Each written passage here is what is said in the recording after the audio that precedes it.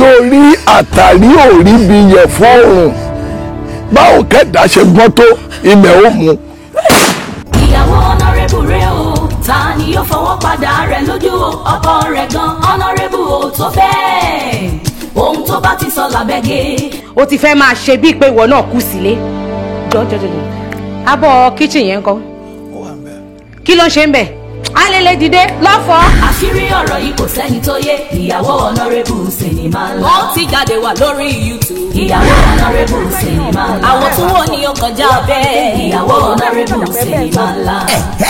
ìyàwó ọ̀nàrẹ́bù ikú tí ọ̀pọ̀ dẹ̀ ń bẹnu àpò èyí tí ó pa gbẹ̀ngbẹ̀ lọ́rùn ebè. dédé òdùlé ọ̀nàrẹ́bù tó túlétúlé kọ́ bùkún lójú ó túlétúlé ó káyán funfun. èèrà rẹ̀ gbé tójú remote control ayé ọ̀nàrẹ́bù ń bẹ lọ́wọ́ ìyàwó ẹ̀ pẹ́kẹ́ gbọdọ̀ gbé. ọ̀nàrẹ́bù gbọdọ̀ pàṣẹ ìyàwó ẹ̀ dà ó ti sọkọ dínà nà mú gbẹ̀wù dání ohun tó bá sọ la bẹ́ jẹ́. àfi tọ́nọ́rẹ́bù bá fẹ́ jẹ yẹn ní ṣùgbọ́n forí tó ló máa gbóòórùn ara ẹ̀. àwọn obìnrin sọ pé tó yàwó ọkùnrin lélẹ́yìí. ẹ gbọ́ ṣe lóòótọ́ ni ṣó wá dáa bẹ́ẹ̀. sinimá ti fi ìyàwó ọlọ́rẹ́bù ó kọjá àfẹnuròyìn ẹjọ́. sinimá tó kọ́ni lẹ́kọ̀ọ́ tó kọ́ni lọ́gbọ́n ni. ìyàwó ọlọ́rẹ́bù written and produced by Queen Latifat Adébáyọ̀ directed by Wasiu Owóyà Gáúsù packaged by Owólabí Àjàsà starring Délé Òdùlé Queen Latifat Adébáyọ̀ Isiaq Sanusi Apá Madam Sajẹ Owólabí Àjàsà ẹni afẹ́ ni ìtàn olú olówó gẹ̀mọ́ arẹ́jà Bíọ́lá Adékúnlé Bọ́lájí Amúsàn Mr Latin Fẹ́rànmi Ọ̀yálọ́wọ́ Ọláyẹmí Jímọ̀ yẹn kẹ́m Kabiru Adéyínká Àrínájà Fúnmi Ṣónọ́lá Yàṣàpọ̀n àti bẹ́ẹ̀ bẹ́ẹ̀ lọ nínú múfì yìí tá a pàkọ́lé ẹ̀ ní ìyàwó ọlọ́rẹ́bù subtitled in English ó ti jáde wà lórí YouTube báyìí tó ń trend ìyàwó ọlọ́rẹ́bù ni ó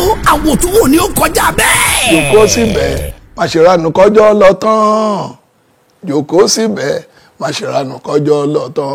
ó bó ṣe ní kí tó fẹjọ́ sún yìí sí kẹ́ bá mi pè wọ́n bá mi sọ fún ọtọ́ wọn. wá lù mí àbí kọ́ lù mí sórí pé ó bàjẹ́ ògọ̀ ó fẹnu họra. ẹ̀yin gan bàjẹ́. èmi ẹ̀yin gan bàjẹ́. níyẹ mi bẹ́ẹ̀ ni mo sọ. èmi ló pakú mọ́. bẹ́ẹ̀ ni mo sọ. jọ kí nìkan tó fẹ́ ṣe ṣó fẹ́ lù mí ni ṣó fẹ́ lù mí ni ṣó ti gbà yẹn pé mo ṣáájú àjẹnulẹ̀. àǹtó. ìyá pẹ̀lú mi ṣú ara ẹ̀ ṣú ara ẹ̀. ẹ ti ẹ tó bẹ́ẹ̀ ni lọ́mọ tèmi pa. bí mo ṣe ń wọ̀n nìyí. gbogbo wèrè tẹ́yìn máa ń ṣe yẹn ìjọlẹ̀ kó wèrè tẹ́ bá halẹ̀ mímì máa ọ̀dà àwọn tọ́gun adí pẹ̀lú. àbẹ́lẹ̀ gan ni ṣé orin ìdè ni wọ́n máa ọ̀dà tọ́gun. wọ́n dì pẹ̀lú tẹ́wọ́n mi ò bá ka yín máa ọ̀dà tọ́gun máa dì. níyẹn wọ ọmọ alápọ̀pọ̀ ọmọ ẹ lórí ni òpònú ṣọ́ọ̀fì ṣe yẹn ni ṣọ́ọ̀fì ṣe já ẹ̀ nílé ni. ẹ yẹ kí lè gẹ́ni last time ti máa rẹ́wọ̀n lọ́rùn ọmọ mi o. ẹbí bọ̀ mí kí ló dé tẹ wá ń wọ̀ bí ẹ̀fọ́ rírọ̀ ẹ̀dẹ̀ sọ. big mummy náà. èmi wò bí ẹ̀fọ́ rírọ̀ àlọ́ ò gbádùn wọ́n ti fẹnu ṣí ẹ́ ṣé èmi wá ló máa fi kàn ra mọ́ ni.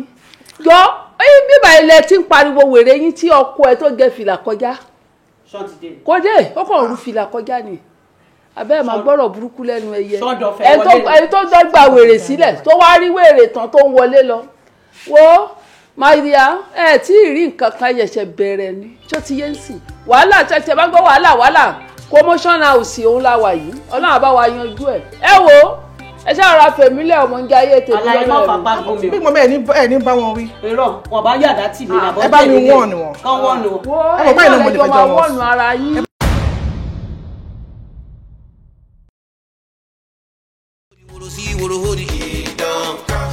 ìmọ̀ máa rí ojú ọlá pé o ìmọ̀ máa rí unveil ìmọ̀ máa rí ojú ọlá pé o ìmọ̀ máa rí unveil ayé you go explain tire o evidence rẹ̀ dá o. He who lives without sin should be the first to cast the stone. Mr. Jailer, I'm not your prisoner. Give me money, but into my uro. You panija, kuku panija. Give me money, but into my uro. Kuku panija, come on, panija. Oh, you do my uro. Nah, me if I thank you not to evil. Ejako ye wafa. Unfortunately, on what nobody. You to run ma. You to run ma. I shouldn't bet. Damn.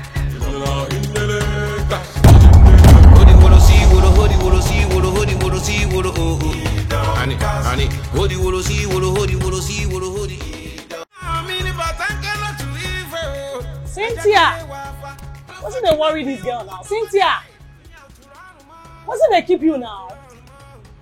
Calm down. Oh no, calm down. Calm down. Hey, see the angle now. This angle you are sitting in is the right angle. Don't play. Don't play with me like that. Your brother.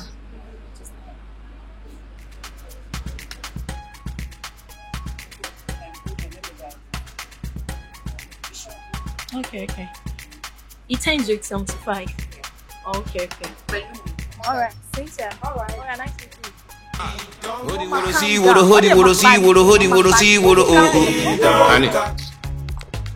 Mother girl yẹn ló ń jàre, ó ní brother like me.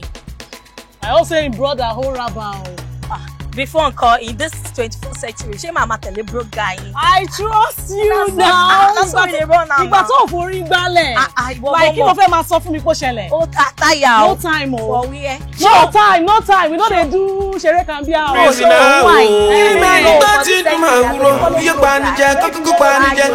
So I got you something really pretty because I know you might not want him to recognize your face. But yeah, as a reserved person. But don't boy. But trust me, he's bad. He got to do for me, not just Marie. For me to take off. You know how I play. If I take off, trust me. Oh, what's the best thing I can do for you? I'm just bestow him on you. Let him take you to places you've never been. Just imagine a world full of pleasure and fantasy. Let him stroke your ego, massage you, tease you. It's your birthday, baby. Think outside the box. You know what I mean? Báwo ni ìṣòro tó lóye jẹ́sí? Mo sọ fún tó bẹ̀rẹ̀ mi. Rọjá jẹ́sí rẹ̀. Pẹ̀lú mi. Are you for real? No, wọ́n gbà àti sọ fún mi sí pé o lọ sí tàmí olóògbà nọ́mbà obìnrin ní ìfọ́kọ́ ẹ. Kí ló ṣẹlẹ̀? Kí ni big deal? Kí ni big deal? Èkó tọ́pọ̀ èèyàn bá fẹ́ òun ní ilé ọmọ máa fẹ́. Tọ́pọ̀ mi bá lóun fẹ́ mi, ó máa dé. Tó bá lóun fẹ́ mi, ó máa dé fún. Èkó tó ń jẹ́ kí èmi ọkùnrin fún mi. Pẹ̀lú mi, mo gbé fún ẹ. Let me show you what this looks like. Okay. Ninja. Oh, yeah. That's what Ninja, trust me. Right. So he's gonna finish you, massage you, lap dance, twist dance, whatever you want. Just think out of the box and let him take you to places you've never dreamed of. Capiche? Don't play. Ṣé bí òrìṣà jẹ́ ń pé méjì obìnrin kò dé nínú máa ń gbọ́? Èmi kọ́ ló ń bá rí. Ẹyẹ obìnrin tó máa ń jogún òun ni òwe yẹn wà fún náà mẹ́rin. Bẹ́ẹ̀ mi ṣe wà yìí tí ọkọ tèmi tó bá lóun fẹ́ ṣe fọ́sùn, mo rẹ́dí. Bẹ́ẹ̀ and that is why I'm this peace of mind. Am I okay? You are, yeah. Ó mọ̀ tó ṣẹlẹ̀, má ti ẹ̀ wulẹ̀ waste time pẹ̀lú ọ̀pẹ̀. Ṣé o máa play àbójú play lójú kò dáa bẹ́ẹ̀? Máa play. Play. Balẹ̀ ayé jẹ́. Ó fi ogbó tó ṣẹlẹ̀.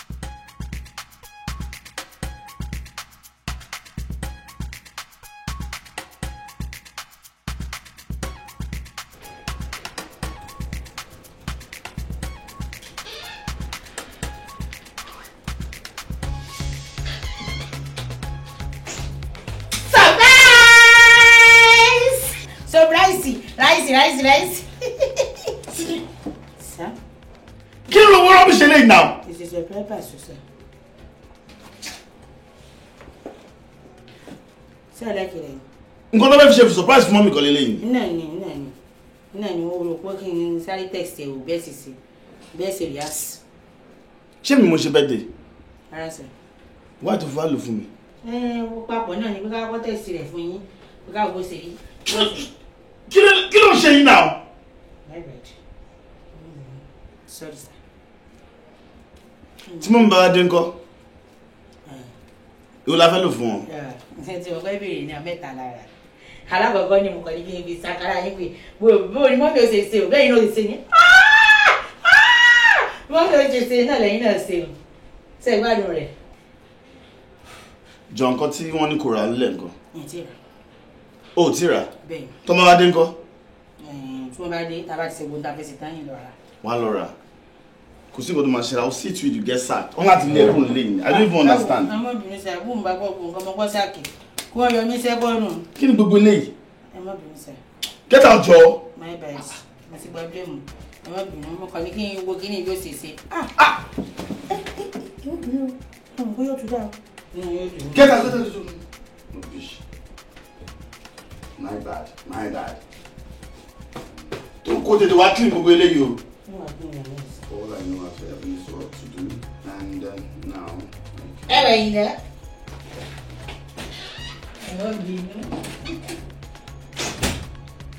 Àtẹ̀jọ́ mo tó fún àyàn ti tó láìkì mi wèrè ní ẹni.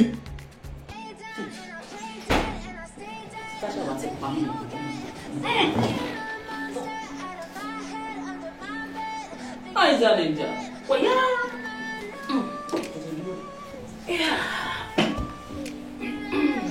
But if I lay down and I play dead and I stay dead, then will you get bored of killing? Silhouettes of you are like a taunt. Never really know just what you want. With you I don't ever feel calm. I can feel the sweat inside my palm. Play with me like cats and a string.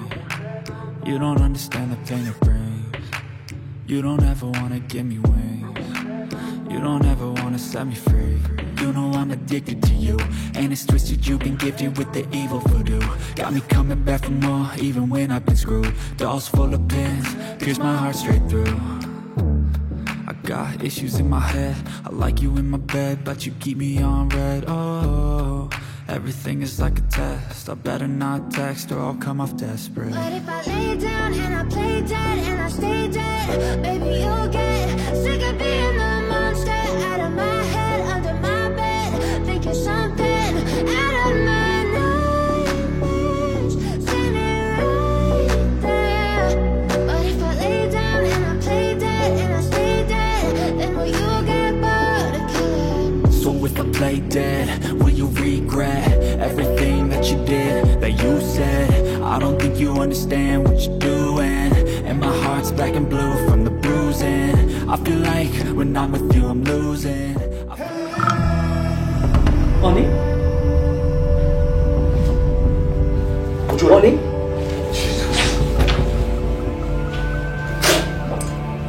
Body? Ha! Yeah? Body? Ha!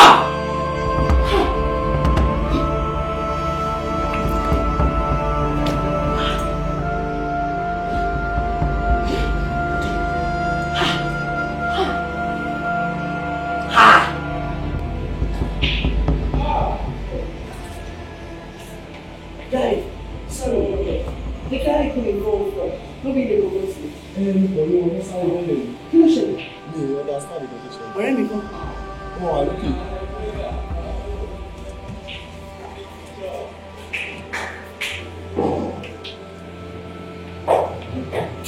Wọ́n ṣe ló lè bí àwọn.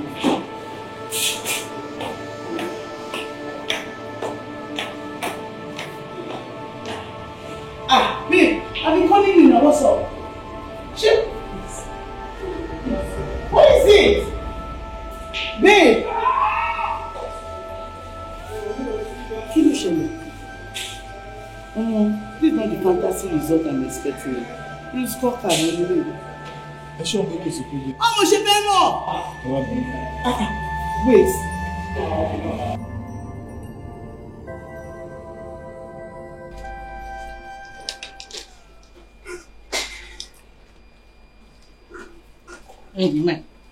What is the first? Thank you. So, Mensa. It's don't mention, not don't. What's Do not that? mention. Don't. Don't mention. If you do not see, don't mention. My hobby. Gbogbo ẹ̀ náà wọnú ara wọn ni wọ́n papọ̀ mọ́ra wọn. Lómẹ́sì, lórọ́sì, gbogbo rẹ̀ wọ́n jọ ìnìpọ̀ ni. Àǹtí mọ̀ ọ́n. Ẹ dákun mú sí àwọn kọ̀ǹpósà kan mọ́ wọn combine sí orin kan papọ̀ wọ́n ṣẹ̀ṣẹ̀ compose rẹ̀ wọ́n wá fẹ́ kẹ́ kọ́kọ́ gbọ́ ábọ̀mù kó tó di pé ń kọ̀ fún mọ́mì mo ṣe ní kí n kọ́ fún yín náà. No worry. Ọmọdún ẹ jẹ́ nǹkan nú bẹ́ẹ̀ bá ti wá gbọ́ sẹ́rí nígbà wọn compose rẹ̀ mo fi ṣúgà mo fi ọ́nìsì àwọn bíi oríṣiríṣi tí mo ṣáà join ní gbogbo rẹ̀ papọ̀ nínú orí mi mo ti ṣe mo sì ti produce rẹ̀ lọ́kàn mi. Ẹ jẹ́ nǹkan kẹ́gbọ́. Wíwí sun amẹ́rìnmá. Wíwí sun amẹ́rìnmá. Ní gbogbo ẹnu ẹ̀sán wo èwo lórin Christmas and birthday ṣó wà òkè ṣá. Èmi ò mọ̀ pé ibi orin àjọyọ̀ náà ni pé ó lè wọnú ara wọn kí gbogbo rẹ̀ orúkọ mọ́ra wọn dẹ̀ wọ́n bìnrin. Ọmọ bìnrin má ìbàdí ẹ jẹ́ nǹkan kejì sẹ́rí tí mo fẹ́ kọ ẹ̀ máa bá kọ́ lórí wa lóhùn àwọn èèyàn mọ̀ ọ́n jó kẹrẹ ẹ jẹ́ nǹkan náà. Ìyá dáadáa níyá wa o ìyá dáadáa níyá wa ó kéwú lọ́wọ́ ní kú wọlé dé ń ṣàlùwà láàrín. Ó sì ìyá yín wo ló ń kéwú lọ́wọ́ sí kú. Gbogbo ẹnu ẹ̀ sọ̀hún kò yín ẹ̀ kò sí gbọdọ̀. Ìyá yín wo ló ń kéwú lọ́wọ́ sí kú wọlé dé. Èèyàn ṣe birthday ó ní ó ń kéwú lọ́wọ́ ṣó wà òkè ṣó nọ́mà ṣá. Ọmọbìnrin mọ́ mi ọmọbìnrin mà ẹ̀mí ọ̀dẹ̀ jẹ́ nǹkan ọ̀yọ̀kọ̀ tó kù. Ìyá yín wo ló kú sí kú wọlé dé fún mi. Kí ló máa ń ṣe gẹ̀ẹ́rù? Irú nọ́sẹ̀nsì wo ni? Ọmọ tún mi lè fẹ́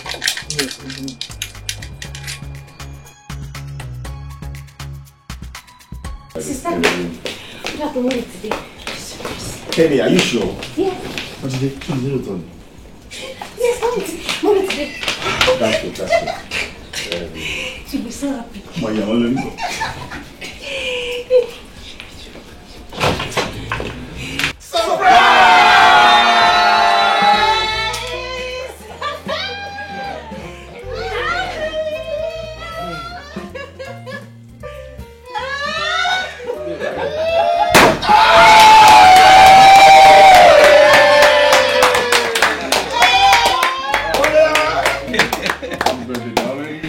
All of this is for you. So, Okay, let's go.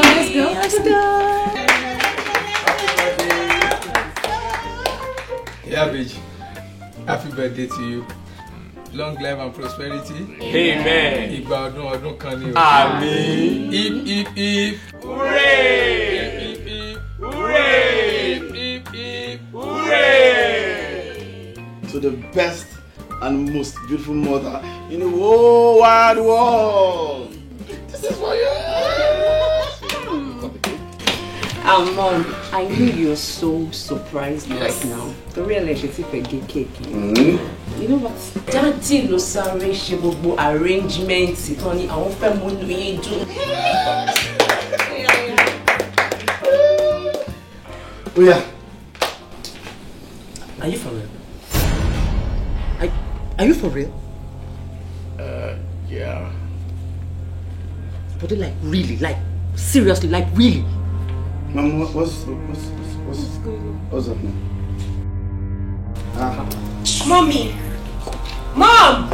Yeah, Veggie. It's okay. I think why a bit overwhelmed. Okay. Emma, let the celebration continue. Okay. I'll be back. Okay.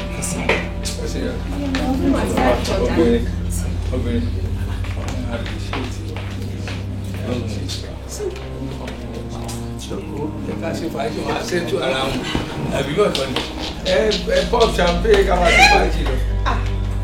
Ṣé kò yẹ ká wà lórí ìgbà mi?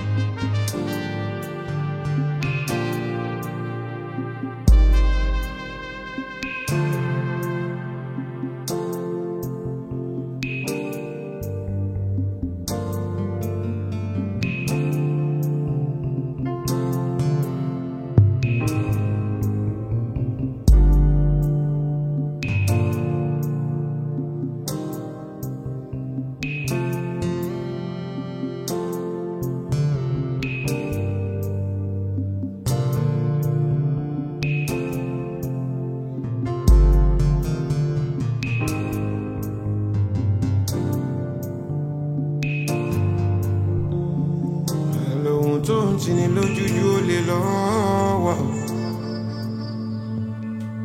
Ohun tó ń tini lójújú ó lè lọ́wọ́ o. Ẹni jalè lẹ́ẹ̀kan lówó tuntun tó dáràn borí. Aṣọ olè nìyẹn dàbúrà o. Okùn ọrùn ò yádìẹ o. Okùn ọrùn kò yádìẹ. kí ló dé ṣé òun gbé síbi abọ́wá láti síbi lọ́tọ̀ ni. mo fẹ́ sáré ní ìsìnkú rẹ̀ náà ni àti pé mo ń dòde àti kẹ́hìndé kí wọ́n dé kí wọ́n lè balance diet ti gbogbo rẹ̀. àwa táwa ti wà ń bá yín kọ láti lọ bì kan dá wọn lóhùn náà. ìjà ẹjẹ́ ń pín síbí náà kí n pín kọ́ọ̀kì tó lówó ẹ̀. ẹ kò jókòó. ẹ̀sẹ̀. òyìnbó tí ò tẹ̀ bàtà yẹn lẹ́yìn àwọn aṣọ Kemity. Dad. Dad.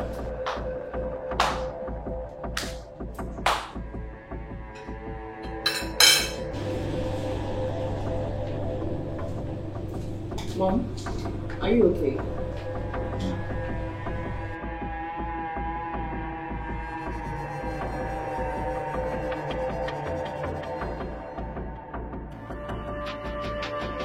How dare you? Ìwọ Bọ̀dé, wọ́n ń béèrè fún ìdáríjì lọ́wọ́ tèmi, èmi Ojúọlápé. Bọ̀dé, now listen and listen good, and read my lips, Bọ̀dé. If you don't do the needful, I will not hesitate to disgrace you before our kids. Mommy, what's happening? Dear me. How dare you? How? Dad, kí ló ń ṣẹlẹ̀ má yà wọ́n wèrè. Go to your room. What's going on now?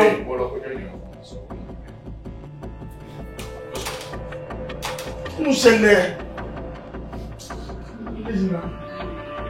lọ́wọ́ náà gbogbo rẹ̀ ti yanjú lẹ́yìn iṣẹ́ tí rágbà náà dárí iṣẹ́ ìwájú náà.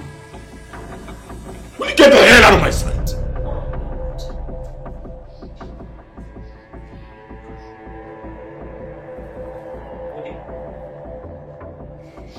Bode, you're such a terrible individual. Ìkànnì ẹ Bode, ìkànnì ẹ o, so much ah. Bode ìkànnì ẹ o, Bode ìkà. Bode ìkànnì ẹ o. Ohun tó ń tini lójújú ó lè lọ́wọ́ o. Ohun tó ń tini lójújú ó lè lọ́wọ́ o. By now, ṣé kò yẹ kí bọ̀bọ̀ ti débi báyìí? Ṣé bí 4 o'clock la ní ká pàdé? Ó ga o. Kéré tó máa ń kanjú every time. Ní sùúrù ẹyẹ tí ò tí dé, ó máa ní nǹkan tó dájú náà. Àti pé ẹni tá a bá rí a lè bínú sí i. Ó dẹ̀ wá important ní mísítà fẹ́ sí. Tí ò bá wá important ní ìbá ní ká gbọ́ àyẹ̀ká máa ṣe kọ́tà fẹ́ sí. Ní sùúrù. Ó máa gbè lẹ́yìn ẹ̀ gbogbo gbà. Ní sùúrù, aṣá ti ní sùúrù báyìí. Òun náà ló dé. Ẹ̀yin ọ̀rẹ́. Alpha. Bọ̀wọ̀ fọ́nbù sọ̀rọ̀. Kí ló ṣẹlẹ̀? Wà á rí nǹkan sọ. Ẹ má bínú. Láàárọ̀ yìí bí mo ṣe wọnú mọ́tò tí ń start mọ́tò báyìí lódì wẹ́lò. Mọ́tò mi ló ní fault, like seriously. Mọ́tò mi ní fault. You will always have something to say. Ìwọ ni lánàá, ìwọ ni lénìí. Kí ló dé? Bẹ́ẹ̀ni mo sọ fún ẹ, mo ní tí o bá ní nǹkan tó dájú kò lè pẹ́ ẹ̀. Ẹ má bínú. It's okay, ẹ ká gbàgbé gbogbo ẹ. Báwo dẹ ni? Okay, mail yẹn. Okay. Ẹ máa láti fún mi ní 1 minute. Kí ló dé? Ṣetán ẹ̀yin lẹ ń pariwo mo pẹ́ dé mo ti dé sí tó yẹ ká máa lọ síbi tá a lọ ẹ tún ní kó fún ẹ 1 minute. Kí ló ṣe ẹ gbọ́n mi ló ń pè mí jáde kó ní sùúrù. Yẹ kó ti kọ́ náà àgbà mélòó máa fi kọ́ ta. Hello ẹ̀gbọ́n. Àmọ́ wà okay. Àmọ́ wà níbi lounge tèmi àtàwọn ọ̀rẹ́ mi ti máa ń ṣe fàájì ẹ̀. Akọ̀ ń sáré mú fàájì ìrìn sí yẹn. Ẹ fẹ́ rí mi. Ẹ ṣé kò sí kankan. Ẹ ṣé kí wá yọjú sí nígbà yẹn. Ẹ fẹ́ wá síbí. Ẹ dẹ̀ ní kò sí kankan. Ó dà kó sí wàrà. No problem. I am here, no problem.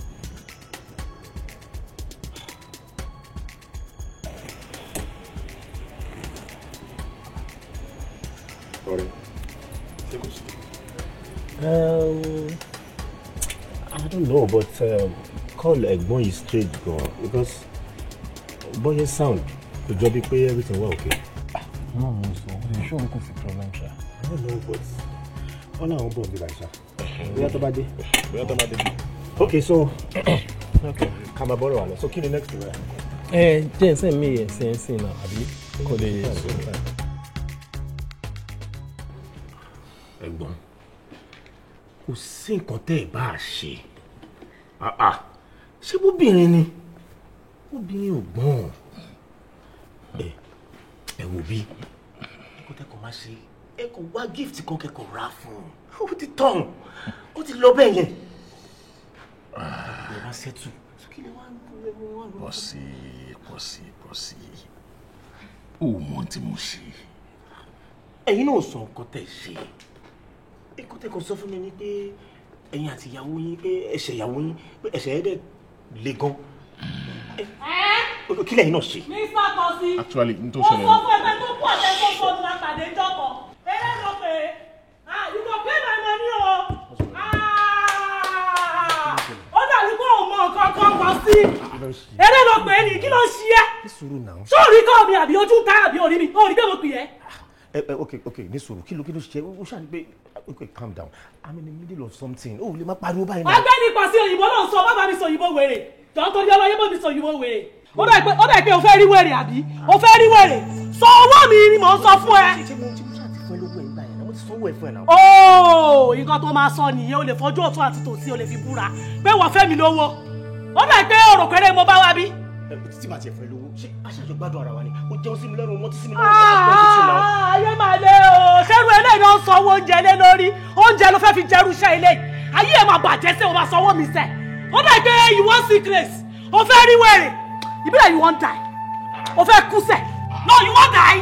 sorry my dear má bínú jọ ṣe bí owó ló jẹ ewu àti kú tó wá fi ń threaten ẹ kí ló dé tó yẹn. hello wetin happen ta ló mẹ́gùn wá ẹ jọ sẹ́yìn ní class captain ọlọ́run ni àbẹ́yìn ní professor ọlọ́run torí kò yẹ mi kí ló kọ̀ yín bẹ́ẹ̀ sìn tẹ́ ẹ fẹ́ gbalagbara yín lásẹ̀jọ́. ẹ̀gbọ́n mi ló bá sọ̀rọ̀ ṣá. ní kí ni. it's okay. Sori ọ̀rọ̀ yẹn kàn mí kò yẹ yeah because àbúrò mi ni he's my brother so ó kàn mí especially nígbà tó ti dọ̀rọ̀ tó ti fi kú threaten ẹ. ọ̀la ẹ̀wọ̀ àwọn ọ̀làgbàǹdé gbogbo ìdá ìsọ̀ yẹn èmi ò gbọ́ anything ní ìgbọ́kàn. stop kó tó ṣe yín náà. má bọ́ mi sọ ìwà ìwà tàǹtà ni. ẹ má wọlé máa handle it. wàá dùn wẹ̀rẹ̀ wọ́n gbọ́ òyìnbó wẹ̀. òyìnbó fòtó ń sọ yẹn. I will handle it uncle. you no concern me o. wà á kí ló ṣe náà. wọ́n ṣe ta ni. kí ló ṣe. wọ́n ṣe ta ni. àdé àṣù wọ́n ṣe ta ni. ọ̀gádé sanwó mi wọ́n lè kọ́ mi o. o de farabalẹ̀ náà. farabalẹ̀ mo. o kéré sí mi báyìí. wọ́n ṣe la tó láti. ìwọ lọ́bí àbọ̀lọ́bí. what's wrong with you now. kí ló ṣe. àbọ̀lọ́bí. kí ló ṣe wọ́n yẹn. ẹ̀yin gáàsì já lọ́jọ́. ní sùúrù náà. ṣé wọ́n bá bá mi ṣe é ṣá. ẹ lọ́ọ́ dì nínú fún wẹ̀rẹ̀ dẹ̀. ní sùúrù mi dé ọgbà ọ̀dàgbọ́ ọmọ. mi dé.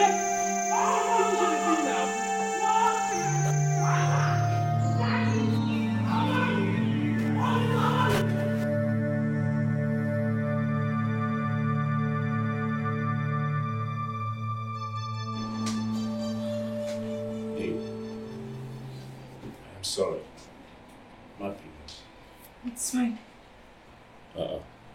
Even it's fine. Oh no, we is something.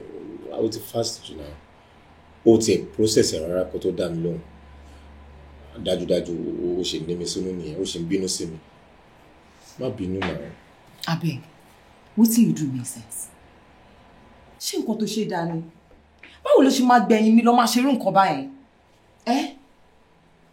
Kò sí nǹkan tó bá wù ẹ́ kó ṣe báyìí. As far as I'm comfortable with it, mo máa fún ẹ ní go ahead ni. Èmi fúnra mi yìí gan, ọ̀rẹ́ mi mẹ́ta, òun ló ti bá ní nǹkan pọ̀. Kí ló dé tó máa ń lọ gbáṣẹ́wó? And again, ọ̀dẹ́ ló ti rí ẹ̀yìn. Irú ojú wo ló fẹ́ kó máa fi wẹ̀ sí? No, tell me, irú ojú wo ló fẹ́ kó máa fi wẹ̀? Understand. Tó yẹ náà mo ṣe ń bẹ̀. I promise to pay. It will be shared. I promise. It will be why Báyìí, kí ló dé tó máa bọ́ mi ní nǹkan tó ní fún mi? Owó. Owó fi pé kò ní ìbéèrè ìpolówó mọ́ náà because tó bá rí ọmọ yẹn tó bá rí bó ṣe mu ọtí ò kí ń pa wèrè ẹ̀ o. Ó mú kan mu ọtí lọ sí mi lọ́rùn ni. you know, ó dẹ̀ jẹun tó ń jẹun ló mọtí ló ń jẹun mo wá fi pé ó ti náwó gan sí mi lọ́rùn náà so kí ni wọ́n tún fẹ́ fún lówó fún.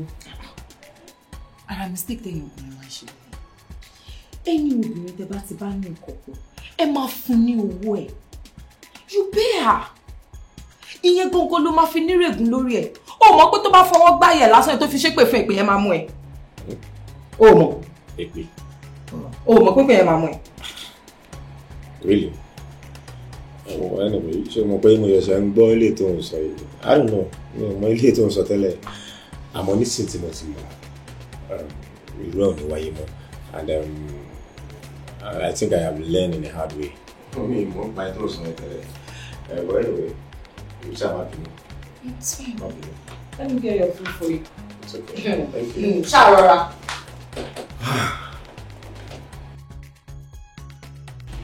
Sir, based on this report, operation ni Ayinde. Bẹ́ẹ̀ni sir, I made that she surgery fún ṣe mọ̀ pé àgbàlagbà ni wọ́n. So I believe she is in good hands. You can do it well, sir. Ẹ má jẹ́ ká pẹ́ lórí ẹ̀, sir.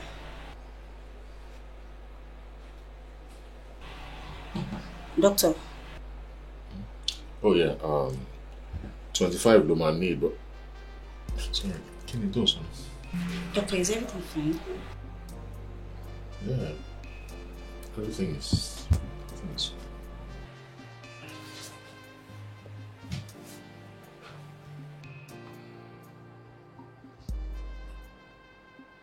I know everything is fine.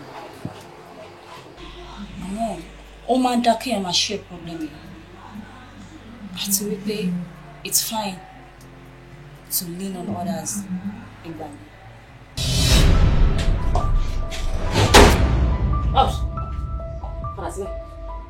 Position. Don't stand up. Má bother láti dìde o. Tó bá dìde lásán. Ìyẹn gangan ni wàhálà. And ìwọ Bọ̀dé, kí ló tó send me ní gift? Ṣé mo sọ fún ẹ pé mo need the gift ni? Kí ló fẹ́ gift ẹ ṣe? Bọ̀dé, oh, you think everything will be normal or can be normal again? You're filthy. You disgust me, Bọ̀dé. I mean, it's sickening. Tí máa rántí pé ìwọ ni èmi fi ṣọkọ. Now, babe, just calm down, okay? You're saying too much of it. Just sit there. Don't stand up. Ìjọba mi. Hey, shut your mouth. I'm still talking. I'm sorry. Now, Bode, you said I should keep your secret. Bode, do you know one thing? The only thing Simon protects me, sanity and Omowa. If not, Bode, and you know what? Save face. Just walk away. Go away. Get a divorce or something. Or anything. Stay away. Stay off, Bode. And for you, you can have it. Okay? Enjoy. Have fun. Hey, need hide and seek more. Do you understand? You can have him. But, Bode, stay away. Stay away, Bode.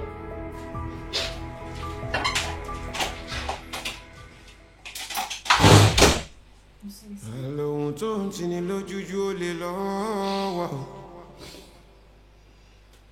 Ohun tó ń tini lójújú ó lè lọ́wọ́ o. Ẹni jalè lẹ́ẹ̀kan lówó tuntun tó dára borí. Bọ́ sí kọ́ nìyẹn. Bọ́ sí àtọmọ́ mi. Ó yá padà sẹ́yìn. Kò mú reverse fún mi. Okun àrùn ò yádìí ẹ́ o. Okun ọrùn kò yẹ díẹ̀.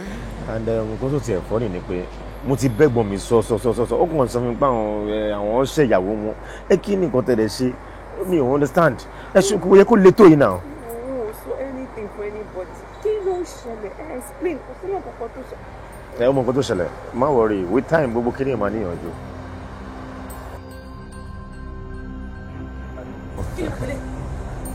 What's all this? Bossy, stay off my kids. Are you listening to me? Stay off my kids. You and your irresponsible brother. Stay off my kids. Okay? But mommy, I wasn't talking to you. Now get your ass into the car. Yabeji. Get your ass into the car. Yabeji. Now shut your mouth. Kill it and embarrass me now. Shut that your stinking gutter you call a mouth. Oh, you call this an embarrassment. Oh, see anything. By the time I am done with you and your brother, you will know the meaning of embarrassment in capital letter. Stay off my kids. Kí ló ń ṣe Yabeji? Where was that?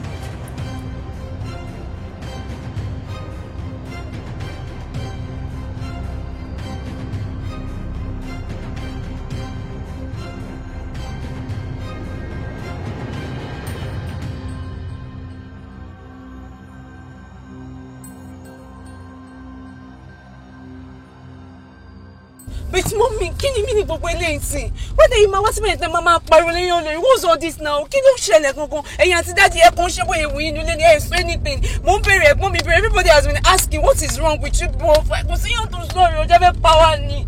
What is all this now? Kí ló ṣẹlẹ̀ gangan? Oh, mommy, please, you need to talk to me. You need to say something. You need to talk to me. Hey, daddy, wait, anything for you. Mommy bury everybody bury. Was hey, so go. I met my party too sorry. It was a bit. It won't let me come back. What is it? Say something. Oh, dẹ̀ ní sùúrù náà kó jẹ́ kí n sọ̀rọ̀. Ìwọ náà ò dẹ̀ ní sùúrù kó sọ nǹkan tó fẹ́ sọ náà. Ìwọ náà. Nǹkan tó bá sọ báyìí tó bá sọ fún wa nípa Bọ̀dé ló máa jẹ́ ká mọ̀ bóyá a máa support ìwà àti Bọ̀dé àbí a máa kú dàrú báyìí. Àmọ́ tí ẹ kúkú dàrú sí i. Àwọn wá lábùrọ̀ dàrú.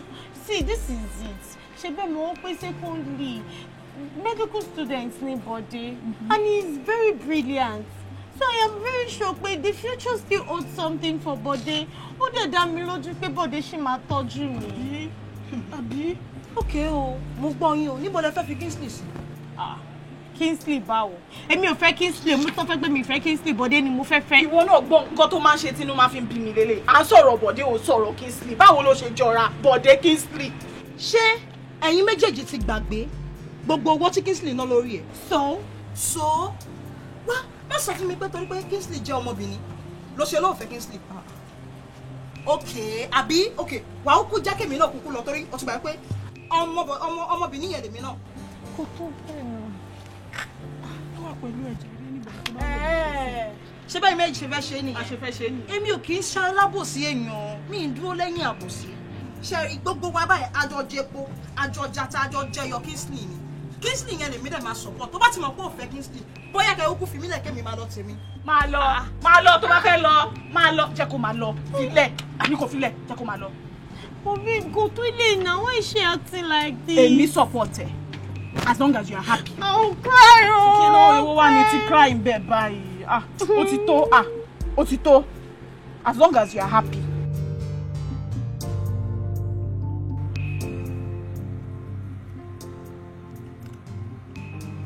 Ojúlápé.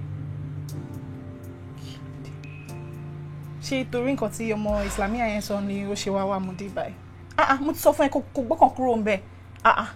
Kí ló ṣe ẹ́ náà? Àtinúkẹ́. Jọ́ torí Ọlọ́run. Pẹ̀lú gbogbo nǹkan tí Islamia sọ ń ta. Is it not enough to get at me? It is enough, but get your mind off it.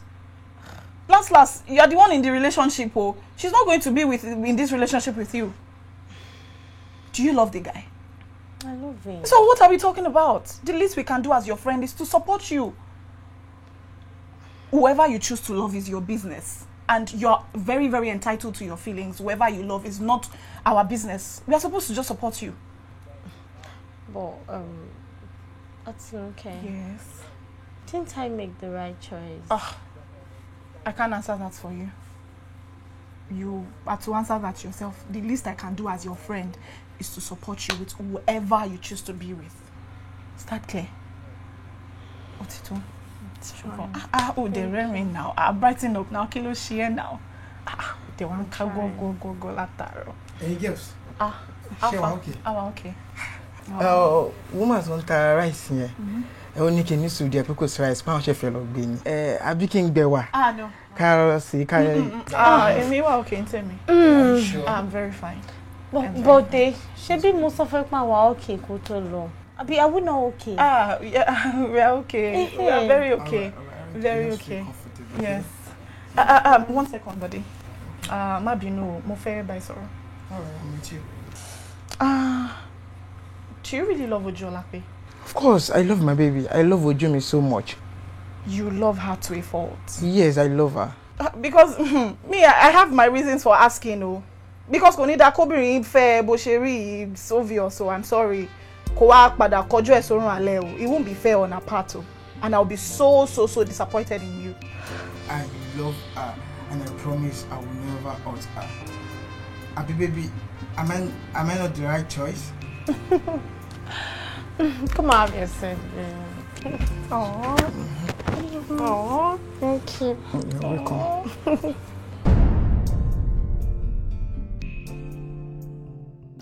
Actually made the wrong choice. Madam, make the wrong choice. Gbogbo tá ní kí n rà pátá gbogbo ẹ̀ ni mo rà.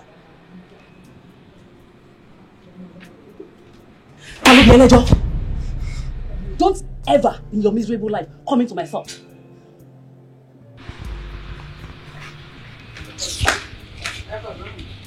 Ìyàwó ṣe ti ṣe madam tẹ́lẹ̀ rí.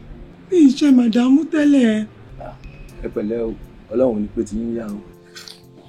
But kí ló dé tí mọ́mì ṣe báyìí? Kí ló dé tí mọ́mì hùwà báyìí? Ó ti sú mi. Imagine mo wà kọ́ Liverpool pósí. Wọ́n tún wá fà mí kúrò bẹ́ẹ̀. Wọ́n náà ṣe go inside the car sí bí ẹ̀ ń pọ́npọ́n ọmọ GSS tó sọ̀rọ̀. Wọ́n dẹ̀ máa explain nǹkan tó bá ń ṣẹlẹ̀ fún yàn. Wọ́n á jẹ́ kí yàn máa jà bí èèyàn tó ti ní mental problem nínú ilé. What's that now? Ọmọ yé mi, ó ti sú mi o. I'm getting fed up. Kí ló ṣẹlẹ̀? I'm fed up. Mọ́mì wà ní wọ́n lọ bí wa.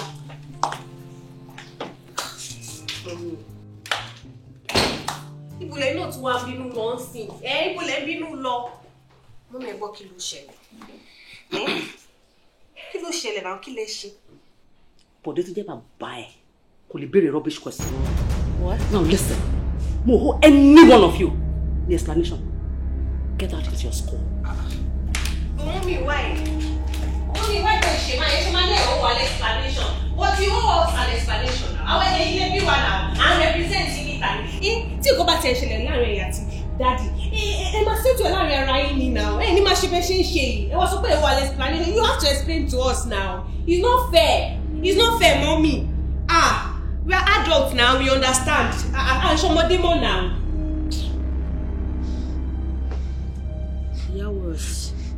Ẹ̀lẹ́ mo gbọ́ àrá kan ó dún o mo ló ti dún ná.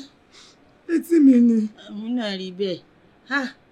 Last time tí mo gbọ́rọ̀ around 1978 ni around dún o bí wọ́n bá sì gbà àrùn rògbà tí mo ó lè má gbọ́rọ̀ mọ́ àbí séjì ọmọ ròyìn ẹ pẹ̀lẹ́ ṣé ṣe mọ̀dámù ni.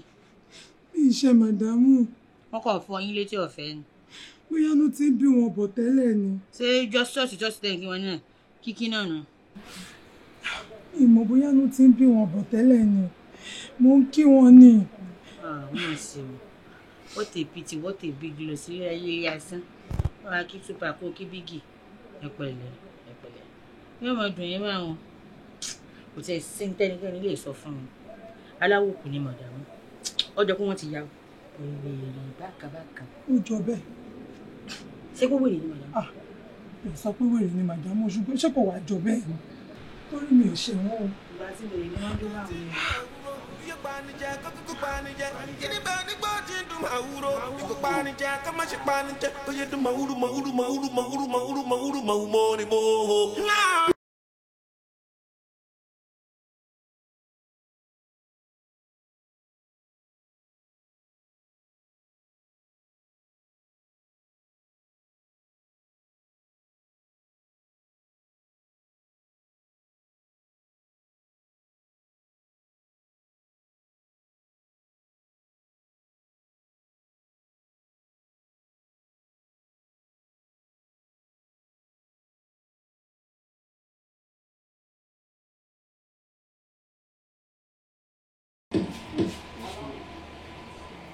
What's your name again? Oh, Turayo now. Oh, Turakana. Kí ni gbogbo eléyìí? Ṣé tèmi bá gbé ẹnu club kan tó fẹ́ máa jó fún mi lélẹ́yìí? Ó ní kíní yóò dẹ̀gbọ́n náà. Wá kọ́ bó ṣe ń ṣe now. What's all the show na waste time in? Now they drink my drink, they monkey me. Waiting this kind of rubbish with this one. Don't play with me like that, please. I'm gonna show as they go, Joe. Let's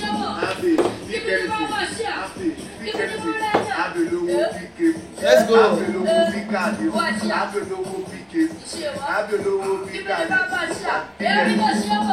Tele, let's go. Let's go, let's go, let's go. Gege, gege, gege. Hey, shake what your mother gave you, Ashe.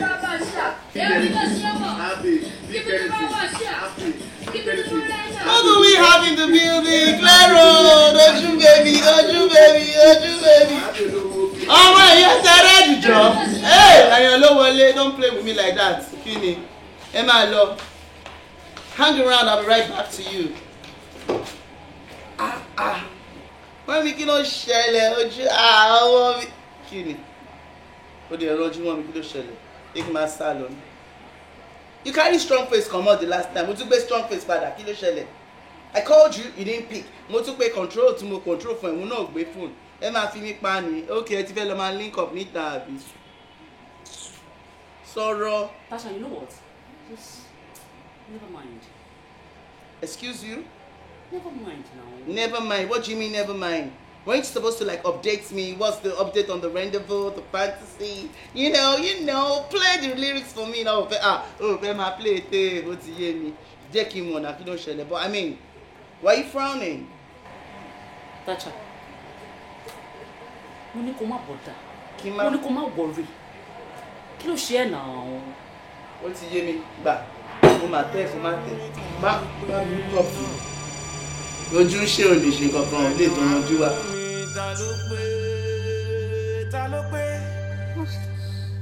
It's not possible.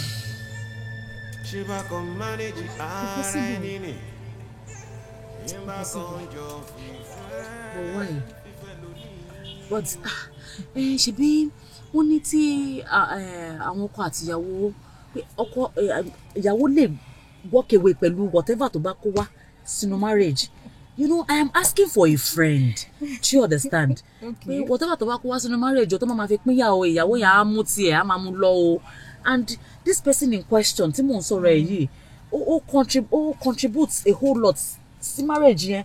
So, I mean, ó yẹ kó lè walk away pẹ̀lú nǹkan tó kó wá sínú marriage.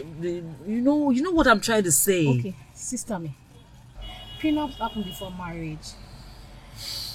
Prenuptial agreement happened before, ọkọ àti ìyàwó don't agree láti fẹ́ra wọn. Tó máa ní agreement that báyìí mọ̀ o, táwọn méjì bá decide láti, go our separate ways, títí lágbára wọn kọjá like bá ṣe máa pín àwọn ogún wa lélẹ́yìí o, àwọn properties wa.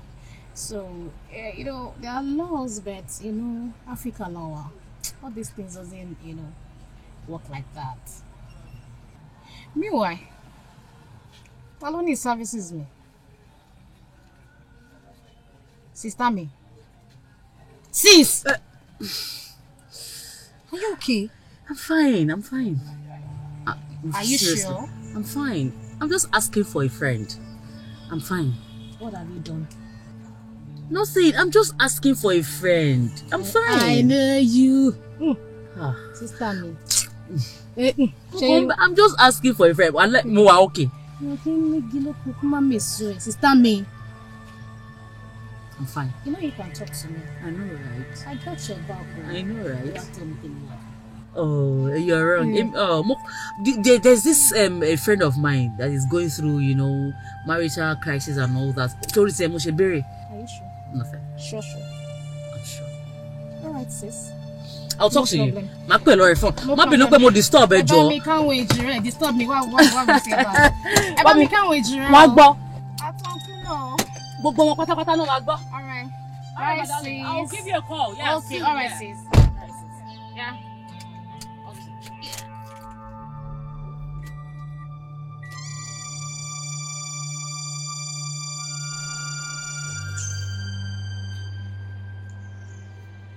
ṣé kí n ṣe pé dókítà ló sọ fún mi ṣá. torí kò tiẹ̀ yé mi mọ́ mi mọ bí mo yẹ fẹ́ rò ó lọ mi mọ̀ I don't know. ṣùtì rí nǹkan tó kọ sí mo sọ fún ẹ nǹkan tó jẹ́ kẹ́gbọ́n rí yẹn mo sọ fún ẹ pé nǹkan tó ń rí yẹn ló fa gbogbo kìíní. ok ó ti rí bẹ́ẹ̀ nìyẹn so kí ló fi ìpàdé ṣe sí what do we do. mo máa pè wọ́n ni mo máa pè ẹ̀gbọ́n ni. mo ti pè wọ́n kì í ṣe ẹ̀kan kì í ṣe méjì kì í ṣe mẹ́ta wọn ò gbé kọ́ mi.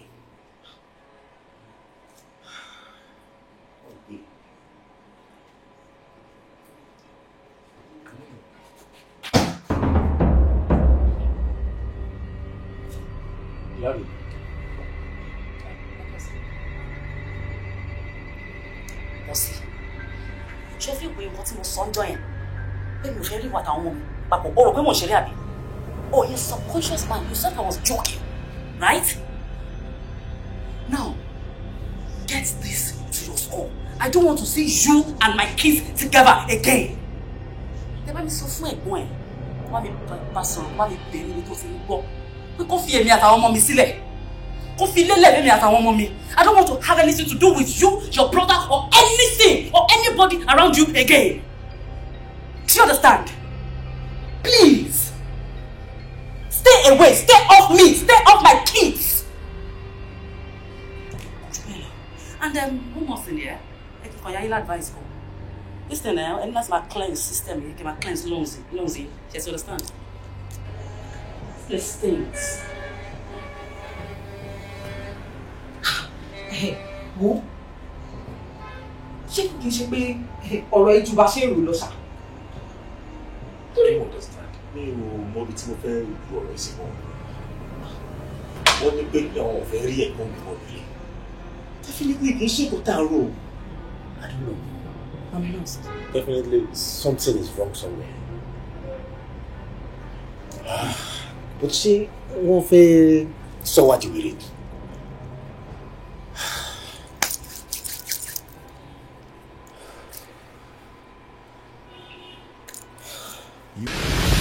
mọ́nà àrùn wá sí. àwọn kò nǹkan mára ẹgbà pé yóò tán jọ kan. báàmí ní à ń kóògùn kọ́ra kí à ń kun ti rán sójú báàmí ní ò lè gbé wa débi kankan. àfọ̀sá ìlú ọkọ̀ ẹ má pò du àpọ̀ mọ́. kó sì kú o. lọ́jọ́ padà báàmí ẹ mọ́ pàníìkì ọmọ ọ̀sẹ̀ ni mọ́ pàníìkì. pàníìkì kí ẹ débẹ̀. ẹ ní í ṣe irú ẹ̀ mọ́. tèmi máa wọ.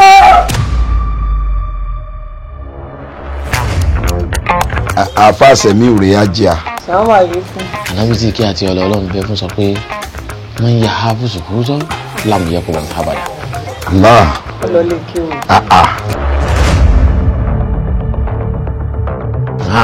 Kọ́lá. ṣé ẹ ní ìdòwò ni. àbí àdìpọ̀ pọ̀ ni ṣé mo dá àbá àti tọrọ owó ni. sóòtú lè ṣe wọ́ ni. mo fi ẹ̀yìn wé ìgà. ìfọ̀ ògbọ́ka bẹ́ẹ̀ ni. ọ̀rẹ́ mi o. olúwa sọ nínú ìwé mímọ́ rẹ̀ ó ní òun ní ọ̀dàn kí ló wá dé ẹ fi ẹ̀mí yín ẹ fi fún Jésù. àwùjọ mi là. akérèkọlọ. gúdà lélẹ̀ yá di stout. different kind of bí alẹ́ tiẹ̀ mọ̀. bí mo ṣe ń gbóòórùn rẹ̀ yìí gan-an eléyìí ni kò dín inú. Astaghfirullah. ọ̀rọ̀ fẹ́ rálì ni ojoojúmọ́ ní dàgbà lọ́kàn mi. láàrin dẹni tó ń gun káàkiri tí ń làágùn ṣànkẹ tí ń pariwo. sórí iṣẹ́ wa yìí. pásítọ̀ àmọ́ kí ló dé tó o ṣe sùúrù. ṣe rí ògbó tẹnu ń bẹ níwájú mi ẹ bá mi fi agbára wọ wá. Lásìsì bá a gbẹ́tọ̀ wa. ẹ̀tọ́ yín wo níbẹ̀ lọ́wọ́ mi kí lájọ́ dà pọ̀. alẹ́ tó ọ̀yà sòtọ̀ ọ̀yà kálọ̀ ẹ̀ka lọ. nínú kó tẹ̀mí à wàfi kúlì àmì lẹ́nu wá tóbìlì ayé. aláìka ní tẹ̀yìn ní. ẹ ti fẹ́ mọ ẹjẹ́ ń sábàmọ̀ n ò sì sábàmọ̀ pé kéwù ni mo ké. gbogbo gbìyànjú wàhálà yóò ní já sásán gbogbo wàhálà tí òun mi là rí. Astaghfirullah astaghfirullah.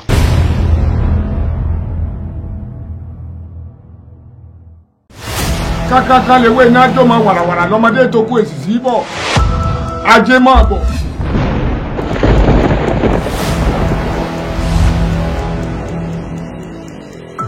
I know mo mọ̀ pé o company tó wà ń ta pọ̀. Did it like that so ó kàn ṣẹlẹ̀ lọ àbí pé sọ pé òun miss period òun ànọ́dà fóun lóyún mo dẹ̀ sọ mo ní pé pé mo níyàwó lé my wife will not be able to take this so how will my. Àwọn kọ́ mi. Ó yá ṣe yí dìde lẹ́sẹ̀ tún yìí. Ọmọ yẹn ni ọmọ àníkà ó dájú gan-an. Ó rán ọmọ lọ́mọ níṣẹ́ dé tòlùtòlù. Ó dẹ̀ fẹ̀dọ̀ sórí òróró sí ibà. Ọmọ dájú o. Irú ìwà ọ̀dájú wo ló wá wù? Ká gbámọ̀ kùkù. Ká fi sí kùkù. Ibi tó fi mówó yẹn kò ní tán iná ò ní tọ́wọ́ ẹ. Ọlọ́run àtúbọ̀ máa gbórí ẹ̀ sókè àtúbọ̀ máa gbọ́wọ́ ẹ̀ sókè. Kélé ó dún bí ká mọ̀ ọ́ wé. Ṣèyí not today not today. Ká mọ̀ ọ́ wé ìyẹn ò dàbí kó yẹ ni. Àṣà máa dápẹ́ ń dún èrè ọmọ àfúrújà. Bàbá ṣe kí ni? Bàbá kú. Yé! Mo gbé kí ló fẹ́ ṣe báyìí kí ló fẹ́ ṣẹlẹ̀ báyìí. Fẹ́ bí èjì òwúrọ̀ látàgbàlá Elédùmarè ló ti. Jẹ́ ká lé mọ́tò yẹn pa. Ká lé mọ́tò. 10 minutes madness kò lọ fara. Ẹ̀dá mi kọ́ mi ò ní àwèrè ọ̀sán gọ́gọ́. Ìṣẹ̀dá mi kọ́. Ìwà ẹni lẹ̀ṣọ́ ẹni o. Ìwà ẹni lẹ̀ṣọ́ ẹni o. Ẹgbọ́n ẹ sọ fún mi ta ló pé náà. Ọ̀rẹ́ jọ wá wí fún mi ta ló pé.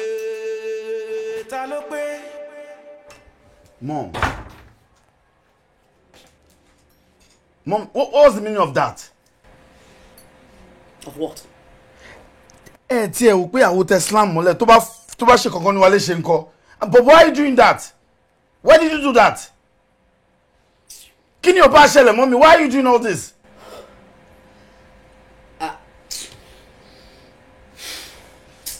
Mom, kí ló ṣẹlẹ̀? You know what? Mo kàn pray kó má end up bí bàbá ẹ̀ ṣá. Well, who do I want to grow up to be like? I want to be like my father now, obviously. Oh, really? Yes, now. Get out of my room. Mom, get out! Get out of my room!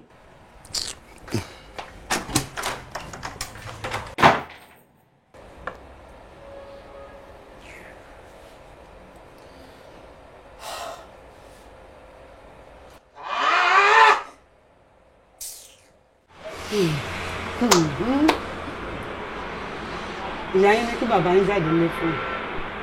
Bẹ́ẹ̀ni, grandma. Ó tún náà ẹ̀dùn gbọ́dọ̀ lọ́dọ̀ ẹ̀gbọ́n. Bẹ́ẹ̀ni, ó ṣe rí i. Ó ní wọ́n náà gbọ́dọ̀ bá màá búrò ẹ̀sìn. Grandma, bó ṣe jẹ́ nìyẹn. In fact, tí ẹ bá rí tí wọ́n ṣe embarrass ní public ni o. Mi ò ṣe expect ẹ̀sìn wọn. Lẹ́yìn ojú ọlá pé kí wọ́n ní bàbá yín ṣe sí. Dádì ò ṣe nǹkan kan, wọ́n kàn ń fún wọn ni. Wọ́n ṣe ń okòkò mọ́ wọn, wọ́n kàn ń fún wọn. Ó kàn ń wo bí wèrè. Àti ìlẹ̀lẹ̀ mi sì mọ̀ pé ọmọkùnrin yẹn ẹni tó mọ́lé tò ní. Dúró ṣé sì ló yẹ kí ìyá yín máa ṣe rádaràdà ni? Ọlọ́run má jẹ́ kó jọ lápẹ́ tí ọmọkùnrin débi kó máa lù kẹ́. Inú làánú fi tètè wá fojú wọn sùn. Kí ló kọlù lọ́sàn-án? Wo ẹ̀yin má wọrí Ọlọ́run á fún wa yanjú. Grandma, ẹ wò Ọlọ́run á fún yín yanjú torí ọ̀rọ̀ tó wà lẹ́yìn ìyá mi lẹ́nu mi ò rí ìyá bèjì ní irú àwọn attitude báyìí. Kàyéfì ló jẹ́ pé mi náà. Grandma, ó kún gan ó kàn wù mí kí n sọ lé fún pé ẹjọ́ ẹ má yẹ kí wọ́n mi mọ̀ pé àwa la fẹ́ gbọ́ wọn sùn. Àgbà kò lè tó yẹn ìyá ní kò yọjú sí mi. Ajá ẹ̀ ní ìdáná. Sí wàhálà Grandma, Ọlọ́run á fún yín ṣe. Àwa tí wọ́n máa kó báyìí tó bá yí jẹ́ àti máa. Ilé nìkan máa ń lò ó. Ẹ má tún ní ilé àkàkà kí wọ́n ti ń ṣe. Ẹ ṣe ọkọ mi. Ọlọ́run aṣọ yín délé o. Ojú ọlá pé.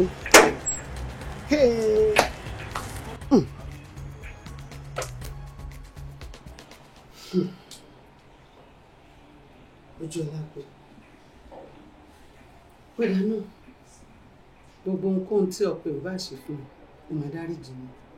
Torí ìgbà tí mò ń bí ẹ látẹ̀lé tó rọ̀rọ̀ sọ, tó kàn dákẹ́ bí olúndù, o gbọ́dọ̀ dáríjì mi o. Mami kò lè yé. Kí ni kò lè yé mi bẹ̀? Ṣọ́kọ ẹ fúnyàn lóyún ni. Mami, tí bọ́dé bá fúnyàn lóyún, ó sàn ṣe nǹkan tó ṣe. Ṣorí nǹkan tẹ̀mí máa sọ fún ẹ, rò táwọn ọmọ ẹ o. Má jẹ́ ká yá àwọn ọmọ yẹn bàjẹ́ o. Mami, táwọn ọmọ yẹn gan ni mò ń rò tí mi ṣe ní dáríjì bọ́dé. Táwọn ọmọ yẹn gan tí mi fẹ́ káyé wọn bàjẹ́ gan ni mò ń rò. Mami mi lè dáríjì bọ́dé. Ojú ọ̀la má jẹ́ kí ilé ẹ dàrú. Má jẹ́ kí ilé ẹ dàrú. Jẹ́ wá sọ fún ẹ, tó bá yẹ pé mi ni mo lè jẹ̀bi ẹ lórí. Tó dẹ̀ fẹ́ kí n fi ẹnu mi sọ̀rọ̀ òdì sí ẹ, o máa dáríjì ọkọ ẹ ni. Bẹ́ẹ̀ ni, o máa dáríjì mi. Mami mo ti gbọ́. Mi ò gbọ́ ẹ́. Mo ti gbọ́ sẹ́yìn, màá dáríjì mo ti gbọ́. O ṣe ọkọ mi, ọmọ ní kọ òun náà. Ṣé wàá rí nǹkan tí mo fẹ́ báyìí sí? Ẹ̀yin àti ilé yíyá, àlejò tọrọ àforíjì lọ́wọ́ ọkọ yìí. Ṣó ní ìdílé màmí? Dédédé, bóyá dá àpamọ́ mi dà. Bóyá yáyáyá. Dìde. Tí ń dùn máa wúro, iye panijẹ, kókókó panijẹ. Kíni bá nígbà tí ń dùn máa wúro, bí kò panijẹ, ká má ṣe panijẹ. Ó yẹ dùn máa wúro, máa wúro, máa wúro, máa wúro, máa wúro, máa wúro, máa wúro, máa wúro. Ọkọ mi.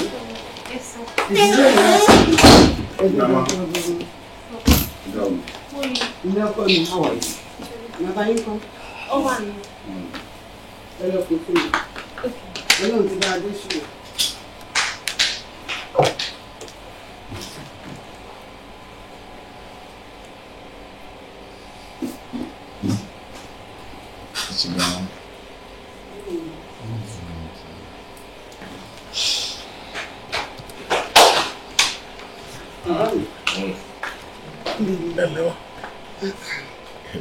Kí ló wá dé o? Ó ti ẹ̀rọ tàwọn ọmọdé yìí. Ṣé sì ló yẹ kí wà tìyàwó ẹ̀ máa ṣe báyìí? Gbogbo nǹkan kí nǹkan tó lè ṣe torí tọ́lọ́run jẹ́ kó tán. Jọ torí tọ́lọ́run jẹ́ kó gbogbo tó rùn kó tán pátápátá. Ìfọlọ́run bá gbé. Mami kò lè tán. Mami kò lè tán. Bọ̀dé máa kó òun lè sẹ̀. Ojú ọlá pé. Mami ẹ̀rẹ́ ojú ọlá pé mi jàre náà ojú ọlá pé mi sẹ̀. Bọ̀dé máa kó òun lè. Bọ̀dé máa kúrò. Àti nǹkan tí mo fẹ́ ní kí Bọ̀dé kúrò nílé. Mami mo ní kò lè tán sẹ̀. What is it? Don't bother me o. Don't bother me. Bọ̀dé máa kúrò nílé ìṣe màmí. Bọ̀dé o máa fi dé ilé yìí. Ládùúgbò gbogbo nǹkan tí Bọ̀dé o máa fi dé ilé yìí o. Mami Bọ̀dé máa kúrò nílé. O máa fi ilé ìsílẹ̀ fẹ́mi àtàwọn ọmọ mi sẹ́. O máa fi ilé sẹ́. Mommy, it's okay. What's the problem? Ṣé mo fẹ́ pé kí n fi lélẹ̀ fún mi? Yes. Oh, lọ síbi kankan. Yes. Kí n fi lélẹ̀ fún mi. Fi ilé ilé fẹ́mi àtàwọn ọmọ mi. Leave. Kí ló ní kò ń ṣe? Má lè fi ilé fún ìkọ̀kan mi ṣe ìkọ̀kan. Ọ̀dẹ̀ kò táwọn ọmọ ẹ̀. Ẹ sọ fún pé kó kúrò. Ó ti tán. Nǹkan tí mo fẹ́ nìyẹn. Omi kí ló ṣe yìí náà? Why you doing this now? Irú ìwà wo lè lẹ́mọ̀ létí ní gbogbo eléyìí? Ìyẹn ní bẹ́ẹ̀ ni mi ò ti tọrọ mọ̀. Kí ló ṣe sílẹ̀ mọ́? Ṣọ́rí, ṣọ́fà, ṣé nǹkan tó fẹ́ rí? Ṣé nǹkan tó fẹ́ rí? Adé bí kí ló ṣe fún ẹ̀sọ́ kọ̀kọ́? Ojú alápẹ́. Mo jọwọ́ mi, mo yẹsẹ̀. Má lè jọwọ́ ẹ̀ lè yẹsẹ̀. Ẹ̀ lè jọwọ́ kò lè yẹ yín. Mọ̀mí iná bí mo kùnrin ẹ̀dẹ̀ bí mo bìnrin o. Ṣé bí mo bìnrin ni bí mo kúrò àbí mo bìnrin ni? Ṣé bẹ́ẹ̀ náà o? Èmi náà lè ṣe fún yín.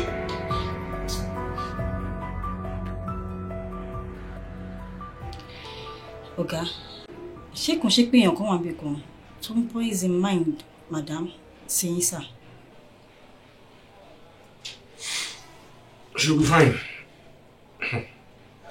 She'll be fine. Whatever it is, you will not worry about it.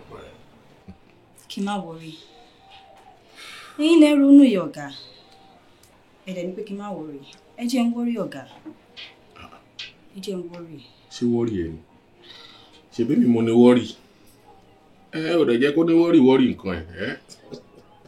I'm fine, don't worry. So ṣé kí n lọ gbọ́ hotel room fún yín or something? That won't be necessary. Má ṣe yọnu. Okay, sir. Ṣé bí mi ni mo ní hospital mi ni mo ní office? I'll be quite comfortable here. Okay, sir. Don't bother yourself. Don't mind looking here. All right, sir. We'll be back on our shift very soon. Okay. Right, sir.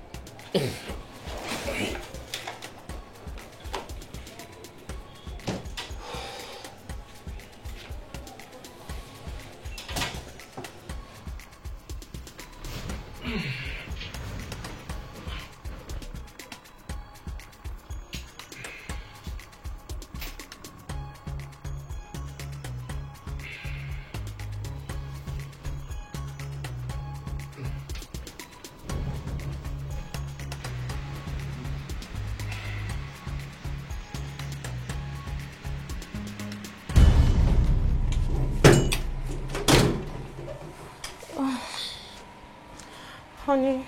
Babe, what's up? How was your day? Fine. Okay, I'm good. I'm okay. No problem. There's a problem. What problem? She cost advice and mo rò pé a ti yanjú ẹ̀ now. Then what is the problem? No. It's not that. The problem is What now? Mo ti lóyún. You're pregnant? Yes. For who? Body. Yes. What sort of question is that?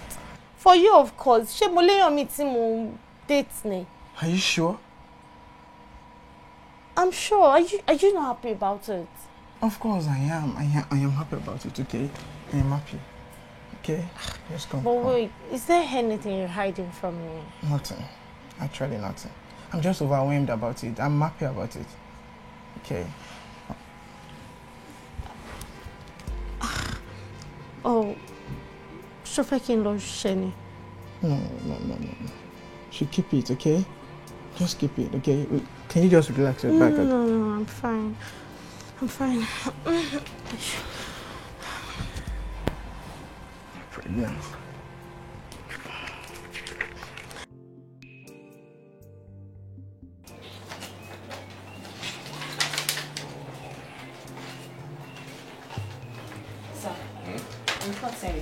Oh, very good. Ready? Okay. Kí ló ṣe tó gbọ́? Oh, you are tense, right? I hear you. Oh. Okay. Well, I guess congratulations are in order. Because from the report here, I have that it is 99, well, over 90% positive that you are indeed the father. Congratulations. Hello, my dog. I am Mr. Jago. I am Mr. Jago, sir. What's over? But Uncle, me understand me. I go come bother me. Ṣe mi bá kan lára. Kí ló dé tẹ́ ṣe sọ pé kí n lọ ṣe DNA? Well, because to be forewarned is to be forearmed. Yes. Ṣé kò bẹ́tà bó ṣe mọ̀ sí ni? Ṣé ọkùnrin ò balẹ̀ inú ẹ̀ ò dùn ni? Ẹ ó balẹ̀ bọ́ tí mo mọ̀ pé mi lè bàbá àwọn ọmọ mi. It never hurts to be sure. I would say at least you're in the class, so it's okay. Okay.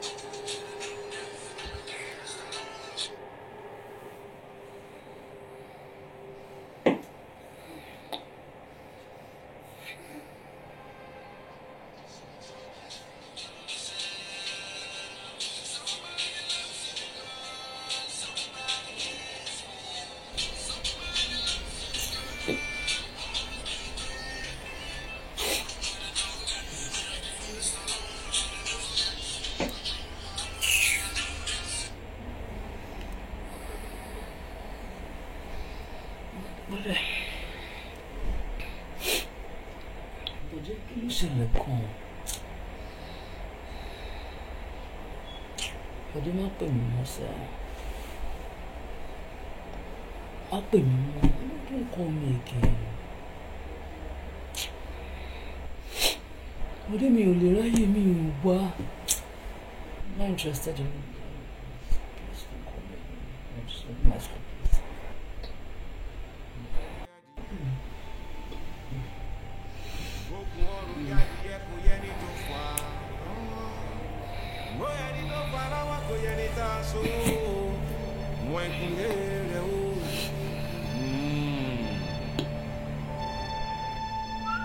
Ìwà ẹni lẹ̀ṣọ́ ẹni o. Ìwà ẹni lẹ̀ṣọ́ ẹni o. Ẹgbẹ́ ẹ sọ fún mi ta ló pé náà. Ọ̀rẹ́ jọ wá wí fún mi ta ló pé. Ta ló pé.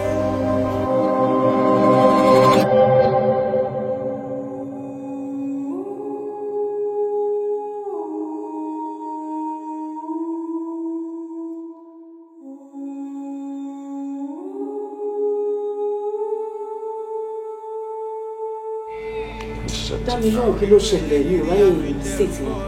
Wọ́n ní báwọn lójú tì ó. You're so shameless.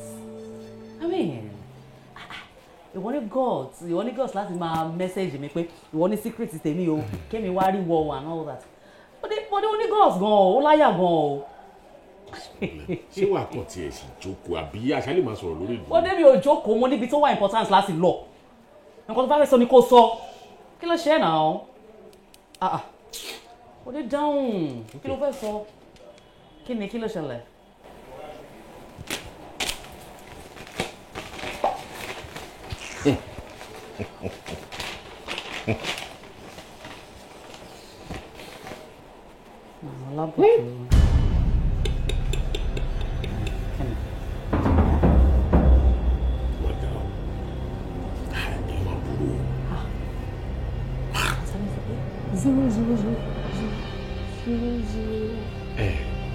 Ojú ọlá pé.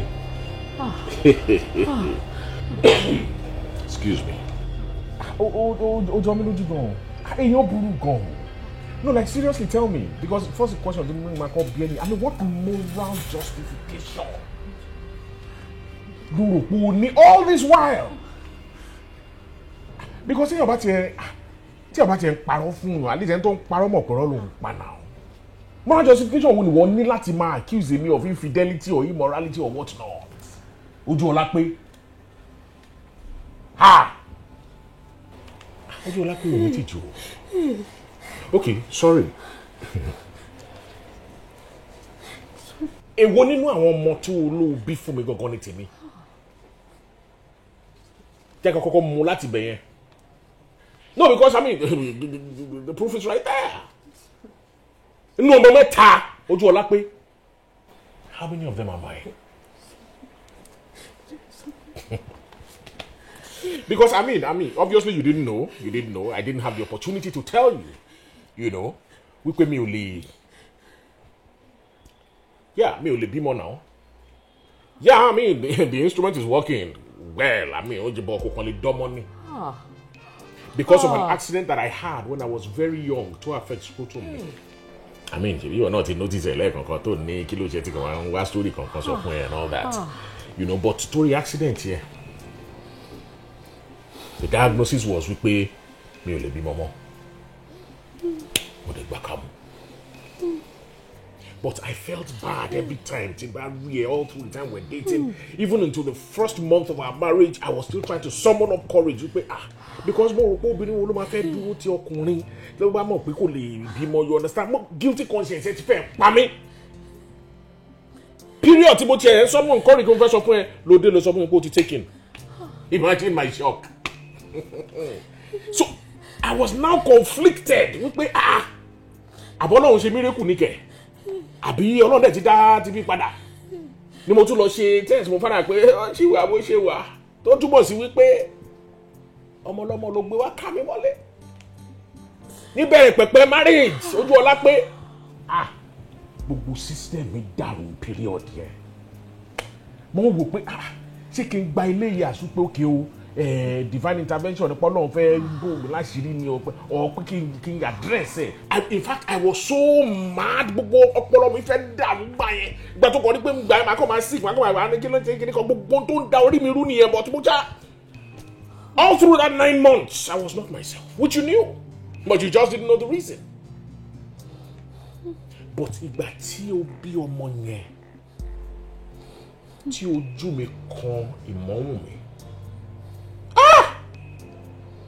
I could no longer bear to bring myself to say anything again. Mo wá rò pé kí ni mo tún wá èmi tí mo ti rò wípé mi ò lè di ọlọ́mọ pé wọn ò lè pè mí ní bàbá anybody. By reason of your infidelity, o ti wá sọ mí di bàbá somebody. So ṣé kí n tún wá scatter tí mo believe pé Ọlọ́run tó fún mi ni. Mo bá fi ṣoṣù, mo bá fi para wípé well, kí n gbà pé kádàrá tèmi nìyẹn. Mo dẹ̀ gbàgbé ẹ̀ let's continue. Mi ti absorb shock yẹn tán. Kò tó tún gbé oyún òbejì wá ká mi mọ́lé. Mo á wò pé tèmi má dé wá bá mi báyìí o. But just like bó ṣe ṣẹlẹ̀ pẹ̀lú mọ̀ọ́hùn mi náà mo rí Táyé àti Kẹ́hìndé because ẹni tó like your mom just like my father mo love ọmọdé. It almost destroyed me pé mi ò lè bímọ.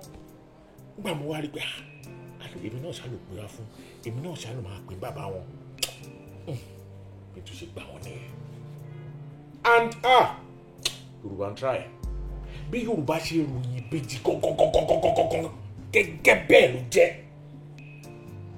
tó jẹ́ pé ìgbà tí àwọn ọmọ yẹn wọ ilé wa báyìí ní gbogbo ẹ̀ wọ́n in fact tó ń bọ́ ṣe ń lọ́sọ alákìsàdá aláṣọ yẹn ti wá jù bẹ́ẹ̀ lọ.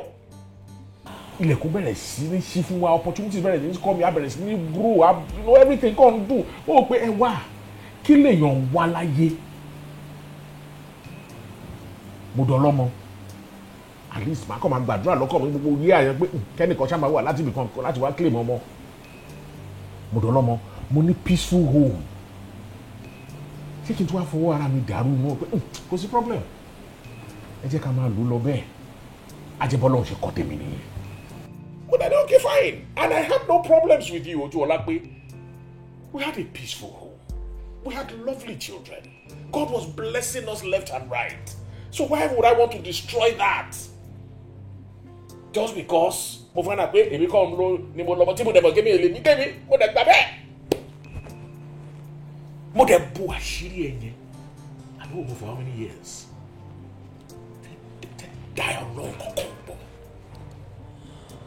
Tables were turned. Ojuolape. Ìwọ wá discover just one little secret nípa èmi Ọlábọ̀dé. Ìwọ wá fẹ́ sókè tilẹ̀. Ìwọ wá ní kémi get out of your life.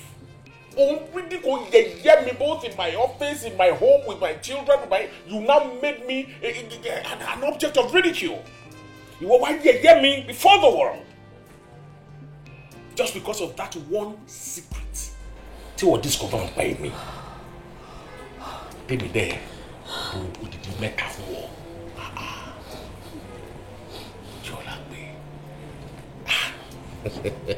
Ojú ọmọ lójú gan. Ó wá feel wípé no gbogbo ẹ̀ gbọ́dọ̀ parí. Which by the way if you must know erotic dancing tá à ń sọ̀rọ̀ yìí condition ló fà á. You knew my story wípé èmi ni mo pay away ara mi through school but mọ bí mo ṣe ṣe mi ò dẹ̀ fún ẹ ní details rí. But erotic dancing yìí ní ẹnìkan já mi sí òun ni mò ń ṣe all through tí mo fi pay away mi all through even to my masters tí mo fi di medical practitioner tí mo jẹ́ lé. Yeah, somewhere along the way it became a habit, but at the same time it became somewhat therapeutic to me. It became an escape. Anytime I was tense or I was it was something I could just do to just, get out of it all and just get myself back. And you must admit, Olowolagba, this guilty pleasure of mine never for once affected my relationship with you above anything.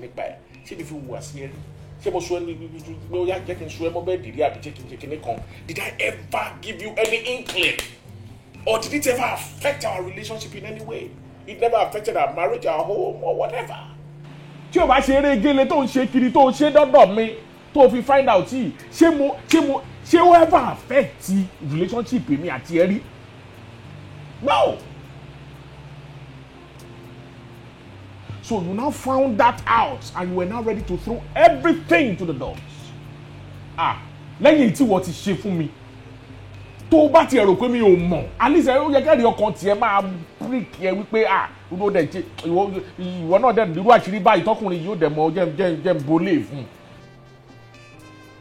Ìwọ wá discover ẹyọ kan ó wá sókè dilẹ̀ pẹ̀lú pé mi ṣe ń bọ̀ dídí mẹ́ta fún ìwọ kò sí wàhálà òjò ọ̀la pé no really mo ti fún ọ̀rọ̀ yẹn mo ti fún ní èrò gidi gan mo ti fún ní èrò gidi gan because n tí mo come to realize at the end of the day ni pé ó mọ̀ wípé kò sí ibi tí ṣe ò sí o ojú ọlá pé kò sí ibi tí ṣe ò sí tó bá ń rí ẹbí kan tí gbogbo ẹ ń dùn tí gbogbo ẹ ń ṣe kínní tí they are the envy of the world tó bá tú iṣu wọn dé ìsàlẹ̀ kòkò wà á rí pé àwọn àṣírí àwọn ìdọ̀tí kan wà tí wọ́n bò mọ́lẹ̀ tí wọ́n fẹ́ káyé rẹ̀. That's the truth. Wherever you find any happy or peaceful home, there are secrets that have been well kept. So in light of this, the ball is in your court. Tó o bá fẹ́ ká máa gbé ìgbé ayọ̀ tá a ti ń gbé lọ láti ọdún yìí. Ọlọ́run dẹ̀ fún wa lórí ọ̀fẹ́ tá a fi raise wonderful children tá a raise yìí kí gbogbo ẹ̀ máa lọ bó ṣe ń lọ fine. Àṣírí yẹn bò on both sides. No problem.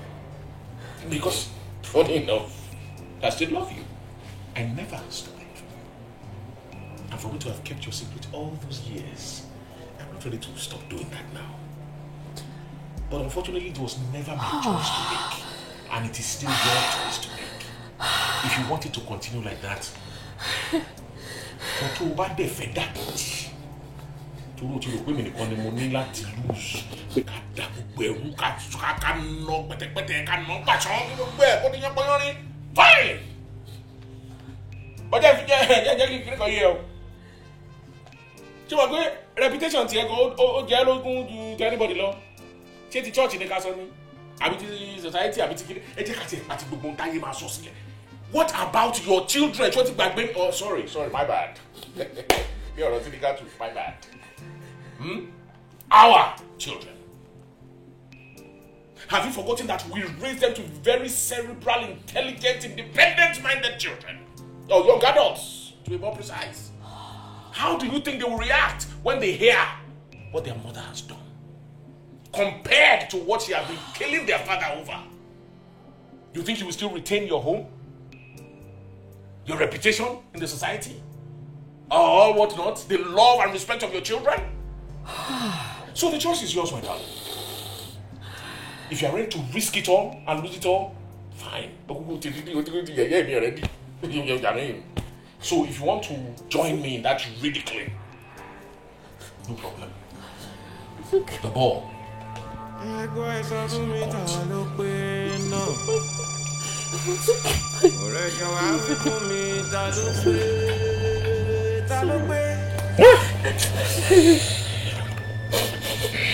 Ṣé bá kan mánéjì ara ẹni nì? Ṣé bá kan jọ fífẹ́ lónìí? Wífẹ́ ló human being a kan fífẹ́ lónìí. Lákọ̀lábo, lọ́kọ̀láya, fellow human being a kan fífẹ́ lónìí o. Fífẹ́ lónìí. sẹ́yìn báyìí. Ìdúró yín yọ̀ ọ̀dẹ́ rárá o. Ìyàwó ṣe wá. Tí ó sì kí wá mo fẹ́ bá yín sọ̀rọ̀. Bẹ́ẹ̀ tí ẹ rí. O ti ní kí o fẹ́ sọ mọ́ gbọ́. Ìyàwó ẹ dákun kí ni ìṣẹ̀lẹ̀ ní ilé wa yìí? Kí ló rí? Kí ìṣẹ̀lẹ̀ gan-an? Yàtọ̀ kò yé mi wá. Ọ̀gá mà ti dé. Èmi náà fẹ́ sọ bẹ́ẹ̀. Ṣé ládùúrú gbogbo tó ṣẹlẹ̀ ní ilé ìlànà tó gà jáde? Kí ni wọ́n padà wá ṣe? Èmi mọ̀ o. Àwọn mo ṣe ń bá yín sọ̀rọ̀ yìí. Ṣé ẹ lè bìlí fún tí ń sọ fún yín? Oúnjẹ tá a jẹ láàárọ̀ bí fàṣí tá a jẹ láàárọ̀. Mọ̀dàmú ń ṣe lọ́wọ́. Kọ́dà ọ̀gá ń bẹ́ẹ̀ pẹ̀lú wọn. Ọ̀gá ní sọ̀bẹ̀. Ọ̀gá ní tọ́bẹ̀ wò. Ni wọ́n rẹ́rìn-ín ni wọ́n ṣe kàkàkà. Kọ́dà ilé mọ̀ pé nǹkan ṣẹlẹ̀ ní ilé ìlànà. Sídí ní sùúrù. Ní èmi tí mo ti rò pé bọ́gà ṣe dé padà yìí. Inú ilé á tún máa gbóná lá máa yẹ eruku ni. I must see they play my fans. Kódà wọ́n ti fọwọ́ darí gan. Irọ́ ni. Kódà méjì wọ́n rẹ́rìn ni tí wọ́n ṣàwàdà gidi gan. Ládùúrú bí ìyàwó ọ̀gá ṣe fa ara lánàá tí wọ́n tún tó sókè tó fojú gbà. Ntọ́ yà mí lẹ́nu náà nù. Ó mọ wá wò ó Sídí. Ntọ́rọ̀ ọlọ́kọláyà ṣe ṣòro dá sínú. Òótọ́ ni wọ́n máa ń sọ bẹ́ẹ̀ náà pé kí wọ́n máa dá sọ̀rọ̀ ọkọ àti àwọn bá ti lórí bẹ́ẹ̀ ni wọ́n ṣẹ̀ fún mi. Àmọ́ eléyìí ó jọ mí lójú gan-an. Ká sọ pé nígbà táwọn méjèèjì ń jà tíjà yẹn lé kókókókó lánàá ká wá sọ pé nìkan ó wá sọpọ́tì ọkọ àbú sọpọ́tì ìyàwó ṣé mo pé ẹni yẹn náà máa fi fàgbọ́n. Àti wípé ìdílé tiwa àwọ̀ sọpọ́tì anybody àìdásọ̀rọ̀ ọkọ àtàyà àwọ̀ ìdásí. Ó tiẹ̀ lè bá wọn dá sí. Àmọ́ kinní kan wá sí mi lọ́kàn kí ni mo ti ń dorí ìrìn láàmú látẹ̀kan. Kí ni ó fàjà wọn náà ìjà tí wọ́n jà gangan kí n kókó àṣírí wo ní bẹ́ẹ̀nbẹ́ẹ̀ síkírìtì wo kí lọ́wọ́ ìdí gangan tí wọ́n fi jà mọ́ fẹ́ mọ̀. Ọwọ́ tèmi ló ti wá ń béèrè ṣèbínú lẹ́yìn wọ́n ti ń ṣiṣẹ́ ṣèbínú lẹ́yìn iṣẹ́ wa ẹ lọ bí wọ́n. Rárá o ìwọ ló kọ́ ọ̀gùn sí wọn. Ṣé ilé ránṣẹ́? Inú ilé níṣẹ́ wa. Ọ̀rọ̀ mi ṣẹ́ ni. Wàá padà wọlé wàá wá lọ bí wọ́n pé màdàmú o ẹjọ́ kí ló fàjà yín gangan. Olùmẹ̀tò. Wọ́n rán mi ṣẹ́ ibi tí wọ́n rán mi mo sì ń lọ. Èwo ni pé kí n lọ mọ̀ bí wọ́n léèrè. Lè bí wọ́n. Ẹ sọ̀wọ́ mọ̀ pé ìdílé tiwa á mọ̀ ìdí ọ̀rọ̀ ni. Tó bá fàjà láàrin wọn bóyá n ta lè bá wọn dá sí i. Ó lè bá wọn dá sí i mo ti sọ ó lè lọ bí wọ́n. Olùmẹ̀tò. Gbogbo nǹkan ló máa yọnu sí. Ẹ dàdú òsì ẹ mọ fọṣọ ẹ mọ yọ̀dí ẹ̀yìn gbogbo sálárì tẹ gbà náà irun ojú náà lẹ fi ṣe. Ó wà lára ẹ ní tó bá wú ẹni kò fẹnu ẹsẹ mi mo lówó mi tí mo fi ṣe irun ojú gbàbí tó ń rún ẹ lọ. ó dún náà wọ́n ti ẹ̀sọ̀ tán yín fún wọn lẹ gbàjọ nọ́mbà 2 lẹ sá lọ nígbà sẹ́ bọ́ lọ́wọ́ yín tán lẹ wá ń fọṣọ àárín. wàhálà ti ẹ̀ nìyẹn. aláìlẹ̀ ẹ̀kọ́ sẹ́yìn ju ọlọ́dún sẹ́yìn. ó máa jẹ́ pé gbogbo nǹkan ni Sídí fẹ́ yọnu sínú ilé bó bá rí ilé aṣọ bórítàn aṣọ kí n tiẹ̀ wọ́n ti parí ìjà àti dúpẹ́ fọlọ́run.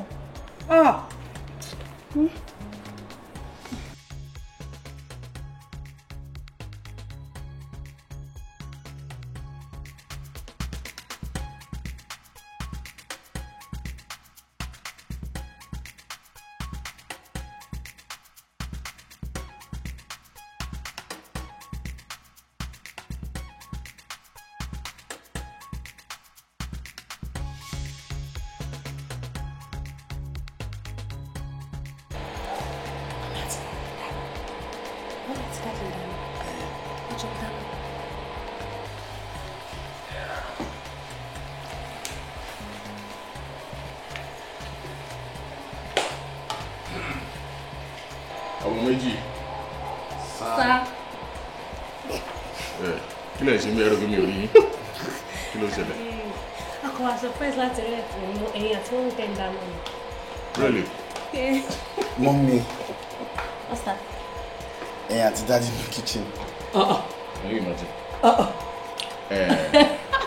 Ẹ̀wọ̀n tí ò yé yín. Ká tiẹ̀ tó ronú pa fẹ́ bí yín rárá. Bí mi àti mọ́mí yìí ṣe máa jọ dáná. Wọ́n dáná ni. Àpáwò wá rí kẹ dáná. Ṣé àti ọ̀run ló ti fẹ́ máa rí wa? Àbí ìgbàgbẹ́ dáyé gan pàápàá. Ṣáàlọ̀ pẹ̀lú ẹ̀ wá tó breakfast already. Me, I like you, Sha. I like you. Really? Breakfast is ready. Well, who's on now? Sit.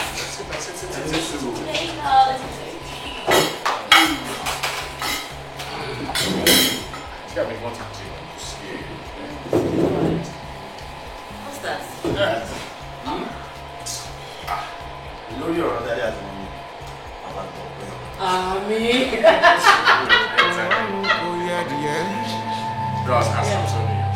Bókun ọrùn yádìyẹ kò yẹ ní tó fà lọ́wọ́. Bóyá ní tó fà lọ́wọ́ kò yẹ. And good for you.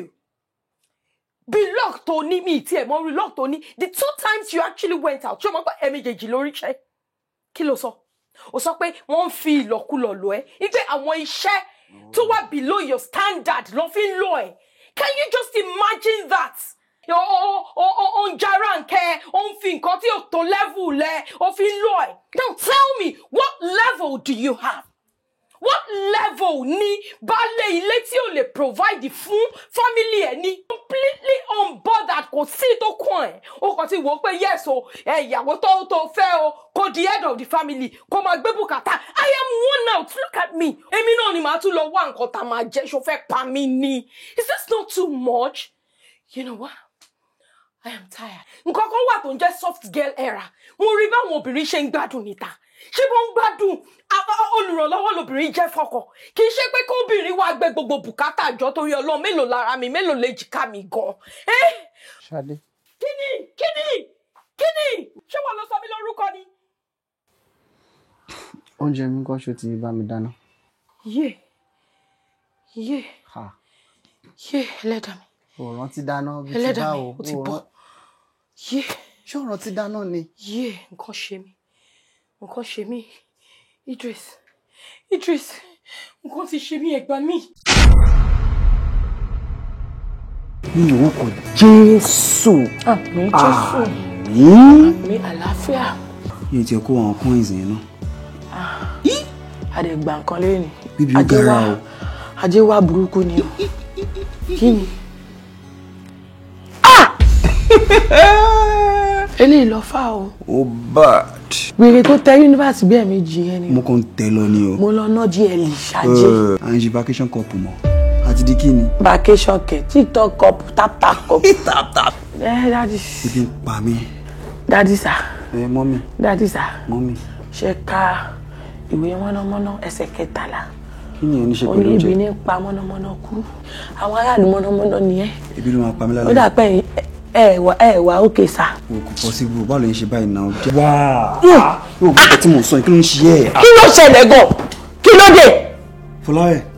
Wá. Gba gbogbo mọ́mí jí o. Ta ló bẹ̀ ṣe bọ́m̀bì jí o? Ṣó wà okay ṣá? Ibi ń pa mí nàìjíríà lọ jẹ́ ìṣẹ́. Ebi wèé ló pẹ̀.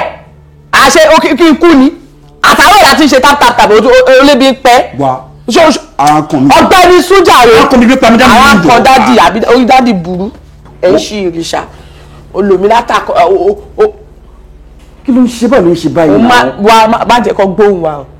Gbàgbé gbogbo gospel package yìí o jẹ́ kó rí ẹ pé o. Wọ́n mi. Ẹ̀ ń ṣí ìrìṣà. Wọ́n mi.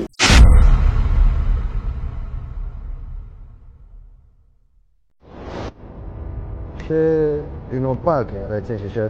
Inú páàkì mi. Bẹ́ẹ̀ dà bá wà láyé bí ò bá ti mọ ìyá rẹ̀, wọ́n mọ̀ tẹ́gbọ́ ẹ̀ múlẹ̀. Bẹ́ẹ̀ni. Lady G. Boss. You are the bait. Bait?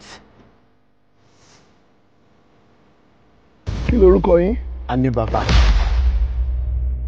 Ọmọ kọ́kàn mi ò ní balẹ̀. Ọkàn rẹ̀ ò sì ní balẹ̀ náà. Ṣé nǹkan tẹ́ ń sọ ni pé mi fúnra mi ni mo set ara mi up pé òkè kí káwọn ọlọ́pàá wá arrest mi? Bí bá kú òun ayé ẹ̀ kí ló kù? Ayé ẹ̀ kan. Ọlọ́run tó wà á. Tó lọ́lọ́ mi lẹ́yìn sábà. Nínú ẹgbẹ́ ìjọba lè kọ́ ni wọ́n ṣe ń tọ́jú. 5 million báwo? 5 million ti pọ̀ jù. Bá a ṣe ń sọ̀rọ̀ yìí èmi nígbàgbọ́ parí bàbá tí máa sùn bí. Gbogbo ọ̀pẹ kọ́ ló ní gbàǹdùn. Wo ìyá yìí ẹ̀. You get diarrhea for. Kúrò jẹ́ ní máa dùn kò ní dá fún yàrá jẹ. Bó ṣe wà yìí, mi ò trust ẹ mọ́. Mo bá ti mú ìyá ní bàbá ṣá. Tí ìbá já kí n kú. Ẹ̀jẹ̀ ṣàánú mi ìmọ̀ tí mo ṣe.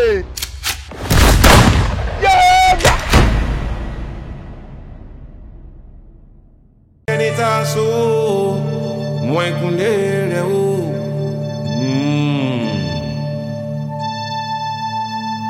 Ìwà ẹni lẹ̀ṣọ́ ẹni o. Ìwà ẹni lẹ̀ṣọ́ ẹni o.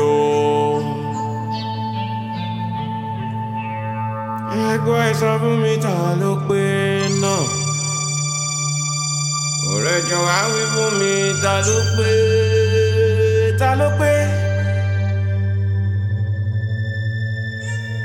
ṣé bá kan manage ara ẹni ni ìbá kan jọ fífẹ́ lónìí o.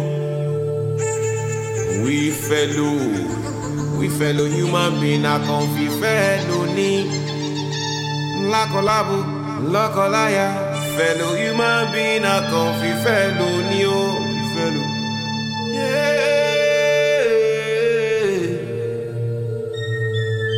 Àrìn jìnnà láìra bùkẹ́ ọ̀kẹ́rẹ́ tábàrìn jìnnà àwọn ibi tán ti fòdó bilẹ̀ jẹun.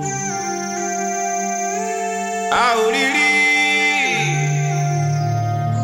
mi ò gbọ́ rí a ò rírú eléyìí rí a fi ń dẹrù bọ́ lọ́rọ̀ ní o dẹrù bọ́ lọ́rọ̀.